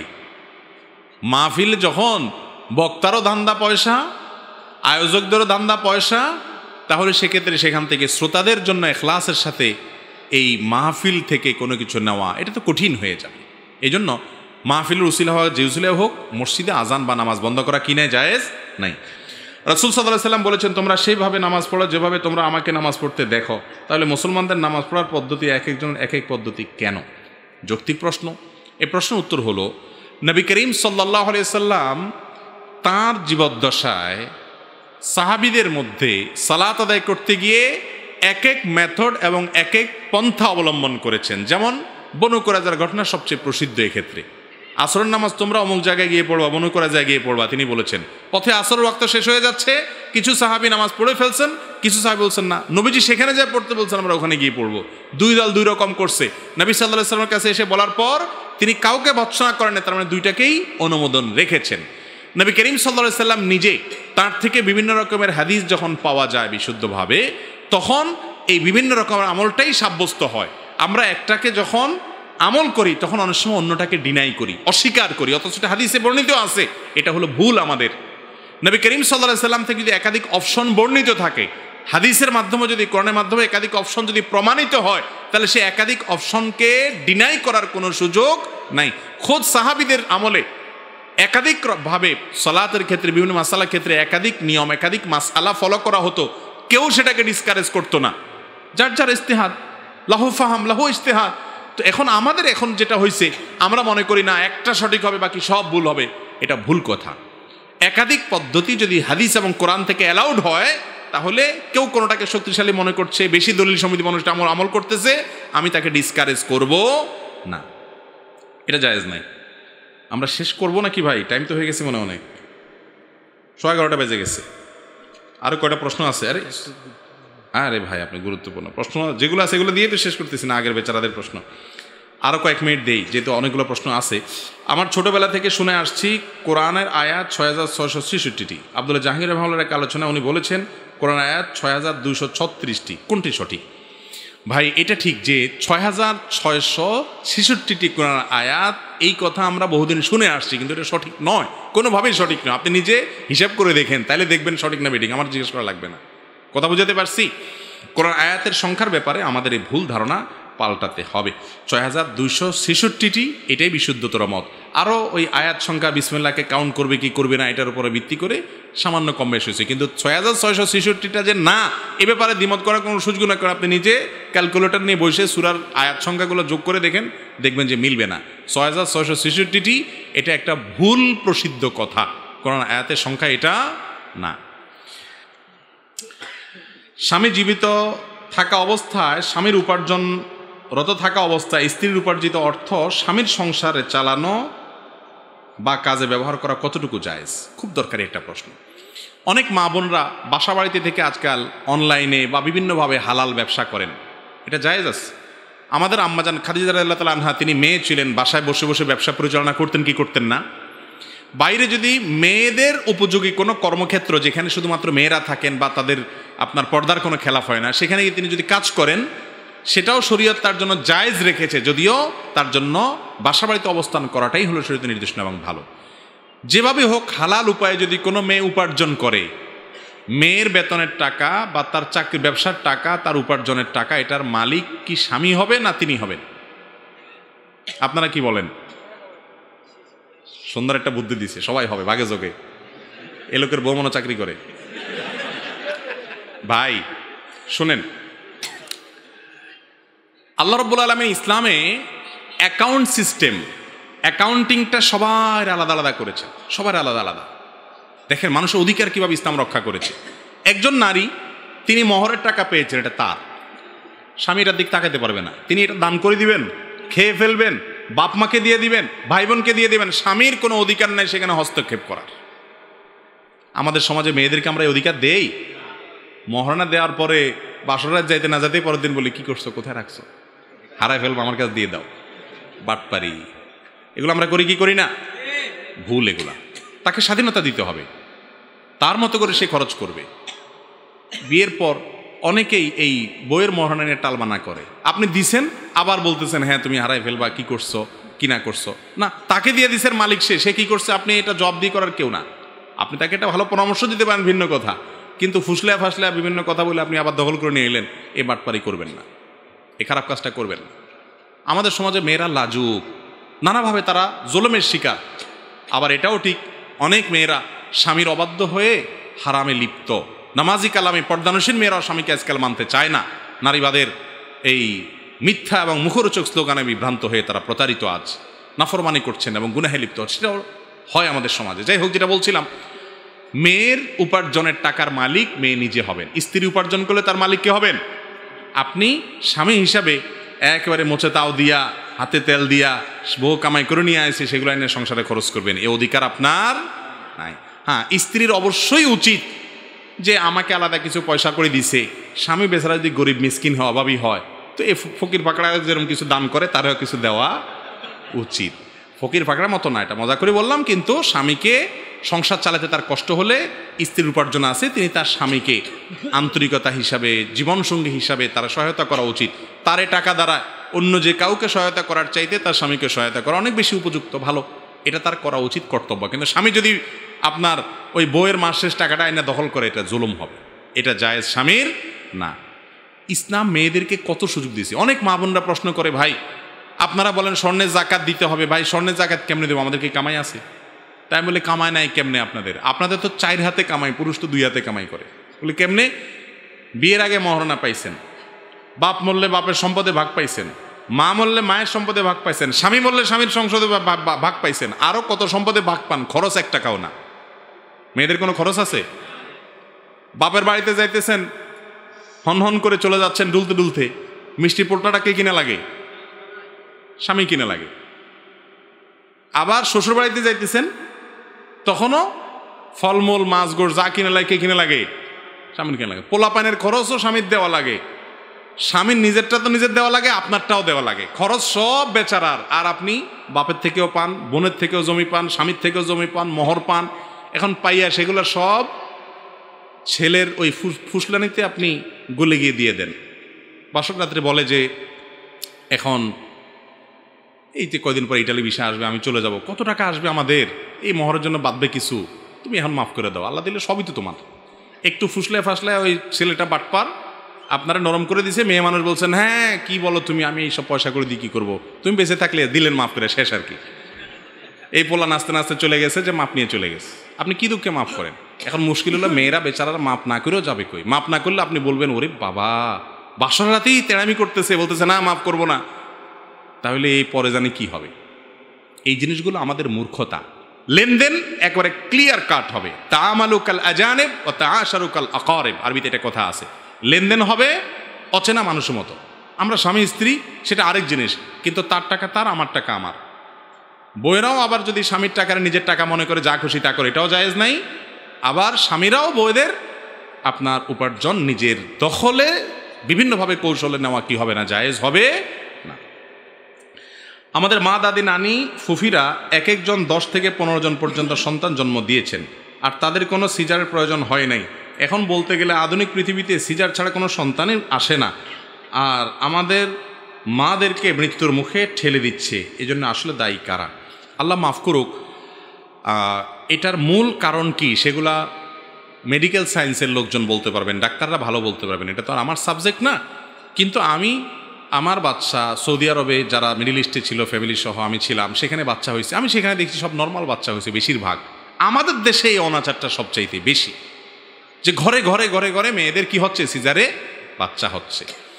এটা কোনো চক্রান্ত কিনা সেটা নিয়ে যথেষ্ট প্রশ্ন রাখার সুযোগ আছে। বিশেষ করে সিজার হলে একটু বেশি টাকা পাওয়া যায়, নর্মাল ডেলিভারি হলে কম টাকা পাওয়া যায়। অপারেশন করে একটু বেশি টাকার লোভে যদি সিজার করা হয়, তাহলে এটা যে শুধু হারাম না, এটা যে একটা চরম অমানবিক কাজ, সেটা তো বলার অপেক্ষা রাখে না। আজকাল ডাক্তাররাও বলা লাগে না, অনেক মেয়েরা নিজেরা সেদেই বলে যে সিজার করেন, তাতে নাকি কষ্ট কম হয়, হ্যাঁ অবশ করে নিবে, ব্যথা হবে না। ভাইরা আমার, সন্তান সন্ততি এটা আল্লাহর পক্ষ থেকে নেয়ামত। সন্তান বেশি হওয়া এটা দোষের না, সন্তানকে অমানুষ করা, মানুষ না করা, এটা হলো দোষের। দুজন হলে দুজনই অমানুষ হলো, তার চাইতে 5 জন হলে 5 জনই মানুষ হলো, এটা বেটার না? অতএব জনসংখ্যা এটা বিপদের নয়, এটাকে জনসম্পদে রূপান্তর করতে হবে। আর বিশেষ করে এই যে সিজারের রোগ, এটা থেকে বের হওয়ার জন্য আমাদের বিভিন্ন সেক্টর লোকদেরকে কাজ করতে হবে, ডাক্তারদেরকে কাজ করতে হবে, আমরাও সচেতন হইতে হবে। আজকাল শারীরিক অনেক সমস্যা আছে, এগুলো ভালো ব্যাখ্যা ডাক্তাররা দিতে পারবেন, কেন সিজার এত বেশি আমাদের দেশে হচ্ছে। সংশ্লিষ্ট আশা করি এই বিষয়গুলো নিয়ে ভাববেন ইনশাআল্লাহ। এরপর প্রশ্ন হলো, পর্নোগ্রাফির অভ্যাসগুলো থেকে মুক্তির উপায়সমূহ জানতে চাই। পর্নোগ্রাফি এটা আমাদেরকে শেষ করে দিচ্ছে। এটা থেকে মুক্তির জন্য সর্বপ্রথম হলো আল্লাহর ভয় এবং তাকওয়া থাকতে হবে। তাকওয়ার অভাবে পর্নোগ্রাফি থেকে মানুষ বাঁচতে পারে না ভাই। দ্বিতীয়ত, নির্জনতা পরিহার করতে হবে। তৃতীয়ত, পর্নোগ্রাফির যত রাস্তা আছে, যেমন ভিডিও আছে, এগুলো সব ডিলিট করে মোবাইল ফরম্যাট করে ফেলতে হবে। প্রয়োজনে কম দামে মোবাইল, বাটনাল মোবাইল রাখতে হবে। আপনাকে যেই কোনো মূল্যে হারাম থেকে সরে আসতে হবে। সরে আসা ছাড়া আপনি বাঁচতে পারবেন না। আল্লাহ বলেছেন ওয়ালা তাকরাবুজ জিনা। এই জাতীয় এই সেক্সুয়াল অপরাধগুলো এরকম, এগুলোর কাছাকাছি গেলে, যেমন আপনার ফেসবুকে এটা অপকর্মটা হয়, তাহলে ফেসবুক ওই আইডিটা ডিঅ্যাক্টিভ করে ফেলান আপনি। আপনার মোবাইলে এটা অপকর্ম হয়, মোবাইল বিক্রি করে একটা কম দাম মোবাইল ব্যবহার করেন 6 মাস, এরপর দেখবেন আস্তে আস্তে ইনশাআল্লাহ বদঅভ্যাস দূর হয়ে গেছে। নির্জনতায় হয় এগুলো, নির্জনতা পরিহার করেন। খারাপ বন্ধুবান্ধবের পালায় পড়ে তাদেরকে ত্যাগ করে ভালো বন্ধুবান্ধবের সাথে থাকেন, ইনশাআল্লাহ আল্লাহ হেফাজত করবেন। এবং এ বিষয়ে একটা ভালো বই আছে লেখা, এটা কোন একটা প্রকাশনের জন্য প্রকাশ করছে ঢাকা থেকে, পর্নোগ্রাফি নিয়ে। যথাসম্ভব ভদ্রলোক মুসলমান না, অমুসলমান, কিন্তু বইটা চমৎকার লিখেছেন। এবং এই বই পড়লে পর্নোগ্রাফিতে আসক্ত যারা, তারা ইনশাআল্লাহ মুক্তি লাভ করতে পারবেন। বইটা একটু সার্চ দিয়ে অস্ট্রেলিয়ান কোনো লেখকের পর্নোগ্রাফির উপর লেখা বই খুঁজে পাবেন ইনশাআল্লাহ। আমার নামটাই মুহূর্তে মনে নেই। যারা কোরবানি করে তারা কি ওই কোরবানি গরুর পা বুড়ি খেতে পারবে কিনা? কোরবানির পশুর পা বুড়ি এগুলো সবগুলা কোরবানিকারী ব্যক্তি খাইতে পারে। বুড়ি আপনার খাইতে মনে চাইলে না খাবেন, কিন্তু অনেকে ওই পশু যারা চামড়া টামড়া ছিলে তাদেরকে এগুলো দিয়ে দেয়, এগুলো তাদেরকে দেওয়া যায় না। তাদেরকে নগদ টাকা দিবেন পারিশ্রমিক হিসাবে, ওইগুলো পারিশ্রমিক হিসাবে দেওয়া যায় না। আপনার খাইতে মনে না চাইলে অন্য কোনো মানুষকে দিয়ে দিবেন, বা ওই ব্যক্তির পূর্ণ পারিশ্রমিক দেওয়ার পরে গরিব থাকলে সেই হিসাবে তাকে দিতে পারে। প্রথম ও দ্বিতীয় রাকাতে একই সূরা হলে কোনো সমস্যা আছে কিনা? প্রথম রাকাতে যে সূরা পড়ছেন, দ্বিতীয় রাকাতে একই সূরা পড়ছেন, সূরা ফাতিহার পর যে সূরা মিলালেন, নামাজ হয়ে যাবে। কিন্তু ইচ্ছাকৃত এরকম করাটা সুন্নাহর খেলাফ। সুন্নাহ হলো প্রথম রাকাতে যে সূরা পড়বেন, দ্বিতীয় রাকাতে আরেকটা সূরা পড়বেন। প্রথম রাকাতে একটু লম্বা, দ্বিতীয় রাকাতে একটু তুলনামূলকভাবে সংক্ষিপ্ত, আগেরটা চেয়ে ছোট সূরা পড়বেন, এটা সুন্নাত। একই সূরা পড়ে ফেললে নামাজ হয়ে যাবে, কিন্তু ইচ্ছাকৃত এরকম করা উচিত না। নিজেকে জেনা ও পরকিয়া থেকে কিভাবে রক্ষা করব? পরকিয়া বিশেষ করে আমাদের সমাজে ব্যাধির আকার ধারণ করেছে, ব্যাধির আকার ধারণ করেছে। সংসারগুলোতে অশান্তির একটা বড় কারণ হলো পরকিয়া। পুরুষ অন্য মেয়েদের দিকে আসক্ত, আর নারীও অন্য পুরুষে আসক্ত। ভালো করে শুনে রাখেন, শয়তান সবাইকে ভুলটা বুঝায়, কারণ শয়তান আমাদের শত্রু। মহিলাকে বলে যে আরে তোমার কপালটা যে কত খারাপ, তুমি কার ঘর করতে আসো? তোমার মতো এত রূপের এত গুণের একটা মহিলা, কত যোগ্য ছেলে পাইতা, একটা পাগল ছাগলের সাথে তোমার সংসারটা চাইতেছে। আবার কিছু মানুষরূপী ইবলিস আছে, এরা এসে ফুসলা বলে বোন তোমার জীবন তো শেষ বোন, আহা তোমার মতো মেয়ে রাজপুত্র তোমার কপালে পাওয়ার কথা, কি হয়ে গেল তোমার জীবনটা, উস্কায়। ঠিক না ঠিক? আবার ছেলেকে এসে উস্কায়, বলে যে আরে তোমার মতো রাজপুত্র, এই মহিলার কোনো যোগ্যতা নাই, কিচ্ছু নাই, কত ভালো ভালো মেয়ে তোমার জীবনে পাইতা। এরকম উস্কানি দেওয়া হয় কি হয় না? এগুলো সব ইবলিস। যদি কোনো মানুষ এগুলো বলে, বুঝবেন ওটা ইবলিস মানুষের সুরত ধরে আসছে। বুঝতে পারছেন? আউযুবিল্লাহি মিনাশ শাইতানির রাজিম পড়বেন তখন। আর শুনে রাখেন, যারা পরকীয়া লিপ্ত হন বা অন্য নারীতে অন্য পুরুষে আপনি আসক্ত, মনে হয় যে সেখানে আপনার আল্লাহর নিয়ামত আছে, শুনে রাখেন দুইটা সূত্র, দুই কারণে মানুষ পরকীয়া করে। এক, মনে করে যে তার কাছে জানে কি সম্পদ আছে। নবী করিম সাল্লাল্লাহু আলাইহি ওয়াসাল্লাম বলেছেন স্পষ্টভাবে, নারী হোক আর পুরুষ হোক, তুমি অন্য যাকে অনেক বেশি সুখী হবে মনে হচ্ছে তার সাথে, তোমার স্ত্রীর কাছে যা আছে, তোমার স্বামীর কাছে যা আছে, তার কাছেও তা আছে, অতিরিক্ত কোনো কিছুই নেই। এগুলো শয়তানের চক্রান্ত, শুধুমাত্র ধোঁয়াশা মরিচিকা। দেখতে মনে হয় কি জানি কি, তার সাথে তুমি সংসার করো, কয়দিন পরে মনে হয় মাটি সেম। মানুষের পার্সোনালিটি, ব্যক্তিত্বটা মূল। আর দ্বিতীয়ত, অনেক সময় মানুষ পরকীয়া করে যে স্বামীর এই জিনিসটা ভালো লাগে না, খেস করে, বউটার হয়তো রান্নাটা ভালো না বা এই সমস্যাটা আছে, এই জন্য সে অন্য মহিলা আসক্ত হয়। তাদের জন্য নবী করিম সাল্লাল্লাহু আলাইহি ওয়াসাল্লামের আরেকটা হাদিস আছে, তিনি বলেছেন যে তুমি যদি তোমার স্ত্রীর, তোমার স্বামীর কোনো একটা জিনিস খারাপ লাগে তোমার কাছে, তুমি চিন্তা করো, দেখবা তার বহুত ভালো গুণ আছে। পৃথিবীতে এমন কোনো মানুষ আল্লাহ সৃষ্টি করেন নাই যে শুধুই দোষ, কোনো গুণ নাই, এমন কোনো মানুষ আছে? একেবারে যত খারাপ মানুষ হোক তার মধ্যেও কোনো না কোনো ভালো গুণ অবশ্যই আছে। তুমি সে ভালো গুণটা আবার চিন্তা করে বের করো। তুমি অন্য যে মেয়েকে বিয়ে করবা চিন্তা করতেছো, যে ছেলেকে বিয়ে করবা চিন্তা করতেছো, বা অবৈধ সম্পর্ক করতেছো, সেই অবৈধ সম্পর্ক করা মানুষটা যার কারণে তোমার সংসারে অশান্তি করতেছো, তার মধ্যে তুমি যে গুণগুলা দেখতেছো, দোষগুলা দেখতেছো না। শুনেন, শয়তান মহিলা এবং পুরুষদের রূপ ধরে পরকীয়ায় আমাদের সমাজে বাড়ায় আরেকটা প্রক্রিয়াতে। সেটা হলো এই, অনেক মহিলা আসবে, আয়সা আমাদের মা বোনদেরকে, একটু সোজা সরল যারা, তাদেরকে বলবে, বোন আল্লাহ আমারে কত সুখে রাখছে জানো? আরে বোন, তোমার ভাই অর্থাৎ আমার স্বামী, সে আমারে যে কত ভালোবাসে, কত আদর করে, আমরা সুখের সাগরে ভাসতেছি। তখন ওই মেয়ে চিন্তা করে, হায় হায় রে, আমার কপালে কত দুঃখ, ওই বেচারি কত ভালো আছে। হ্যাঁ, একইভাবে ওই পুরুষদের মধ্যে দেখবেন অনেক পুরুষ এসে বউয়ের তারিফ এমন করা করে, মনে হয় যে তার বউ রাবেয়া বসরি বিরাট বড় সুন্দরী, মানে সুখের সমুদ্রে সে ভাসতেছে। তখন ওই দোস্তের গল্প শুনে মনে করে যে আরে আমার কপালে যে কি আছে, হা বেচারা কত সুখে আছে। এই দুইটাই ইবলিস। এই দুইটাই কি? যারা অন্যকে প্ররোচিত করে এবং ব্যক্তিগত বিষয়গুলোকে শেয়ার করে অন্যদের কাছে, এরা মানুষরূপী শয়তানের দোসর। শয়তান তাদেরকে দিয়ে কাজ করাচ্ছে। কারণ যে বলতেছে যে আমরা সুখের সাগরে ভাসতেছি, ওর কপালে বহুত দুঃখ আছে, ও বলে না, শিয়ানা, শুধু ভালোটা বলে। ঠিক না ঠিক? দুনিয়াতে এমন কোনো মানুষ আছে যে সব দিক থেকে সুখে আছে? আর নবী করিম সাল্লাল্লাহু আলাইহি সাল্লাম পর্যন্ত স্ত্রীদের সাথে ছোটখাটো মনোমালিন্য হয়েছে, রাগ করে মসজিদে যা বসে আছেন, ওমর রাদিয়াল্লাহু আনহু মধ্যস্থতা করছেন, ঘটছে না ঘটে নাই? তাহলে তুমি কে হয়ে গেলা, তোমার বউর সাথে কিছুই হয় না, তোমার স্বামী তোমার স্ত্রী খুব ভালো। যারা এরকম উস্কানি দেয়, উস্কানির কারণে পরকীয়া এবং অশান্তির দিকে আমরা অনেকে পা বাড়াই। সবচেয়ে বড় বেশি পরকীয়া হয় সোশ্যাল মিডিয়াতে এবং অফলাইনে, অনলাইনে চোখের জেনা করার মাধ্যমে। মনে হয় যে ওইটা জানি কি নেয়ামত, আসলে কোনো নেয়ামত না। এই জন্য পরকীয়া থেকে বাঁচার চেষ্টা করতে হবে। পরকীয়ার অপরাধ এত জঘন্য অপরাধ, যদি কেউ অবৈধ সম্পর্ক করে বিবাহিত মানুষ এবং জেনা লিপ্ত হয়, তাহলে ইসলাম শরীয়ত তার শাস্তি কি রাখছে? ইসলামের ইতিহাসে যত দণ্ডবিধির ইতিহাস আছে, এত ডেঞ্জারাস শাস্তি চুরি করলেও নাই, অন্য কোনো অপরাধে নেই। যত বেশি অপরাধে যারা সমাজে ফাসাদ সৃষ্টি করে তাদের, আর বিবাহিত যারা লাম্পট্য করে বদমাইশি করে তাদের। তাহলে যারা বিবাহ করার পর ফেসবুকে বিভিন্নভাবে অন্য মেয়েদের ছবি দেখে হারাম সম্পর্ক করেন, হারাম মজা নেন, ইনবক্সে হারাম কাজ করেন, তারা কত বড় জঘন্য কাজ করছেন সেটা নিজেরাই চিন্তা করেন। আল্লাহ তাআলা আমাদের বুঝার তৌফিক দান করুন। কোরআনে 14টি তেলাওয়াতে সিজদা আছে, আর এই আয়াতগুলো তেলাওয়াত করলে কেন সিজদা দিতে হয়? সুন্দর একটা প্রশ্ন। কোরআন শরীফে সিজদার আয়াত আছে না নাই? এই সিজদার আয়াতগুলো পড়লে সিজদা কেন দেওয়া লাগে? খুব দরকারি একটা প্রশ্ন। কেন সিজদা দিতে হবে? অন্য আয়াত পড়লে তো দেওয়া লাগে না, এগুলো পড়লে কেন সিজদা দেওয়া লাগে? এর উত্তর হলো, এই আয়াতগুলোতে হয় আল্লাহর পূর্বেকার কোনো নেককার বান্দা, আল্লাহর কোনো নবী, আল্লাহর কোনো কুদরত দেখে সিজদা লুটিয়ে পড়েছে, এর বিবরণ আছে। ওইটা পড়ার সঙ্গে সঙ্গে আমরাও যেন তার সাথে একত্রতা পোষণ করে সিজদা দেই, সেই জন্য সিজদার আয়াত পড়ে সিজদা দিতে হয়। কোনো সময় কোনো সিজদার আয়াতে নির্দেশ আছে আল্লাহর বিভিন্ন নিয়ামতের কথা বলে টলে, অতএব এত নিয়ামত যেহেতু আল্লাহর পেয়েছো, সিজদা লুটিয়ে পড়ে শুকরিয়া জানাও। এই নির্দেশ যেহেতু আছে, সেজন্য সাথে সাথে আমরা বাস্তবিকভাবে সিজদা দিয়ে সেই নির্দেশটা পালন করি। তো এই সিজদার আয়াত যেগুলো আছে সেগুলোতে এই জাতীয় জিনিস আছে, নির্দেশ আছে, সেজন্য আমরা কি করি? সিজদার আয়াত শুনে সিজদা করি। ভাই থাকুক, রাত অনেক হয়েছে, আল্লাহ যদি তৌফিক দান করে পরবর্তীতে আবার আমরা ইনশাআল্লাহ প্রশ্নোত্তর সেশন করতে পারবো। 11:39 বেজে গেছে। আমরা যে কথাগুলো শুনলাম, বললাম, জানলাম, আল্লাহ তাআলা আমাদের সবাইকে আমল করার তৌফিক দান করুন। এবং এই যে কেউচিয়া ইসলামিক সেন্টার, এই প্রোগ্রামে আমি গত বছর এই মাহফিলে আসছি, আলহামদুলিল্লাহ। যুবক ভাইদের এখলাস, তাদের আন্তরিকতা আমাকে মুগ্ধ করেছে। আমি দোয়া করি এই সেন্টারের সাথে যারা জড়িত আছেন, যারা অংশগ্রহণ করেছেন, আল্লাহ তাআলা তাদেরকে এখলাস দান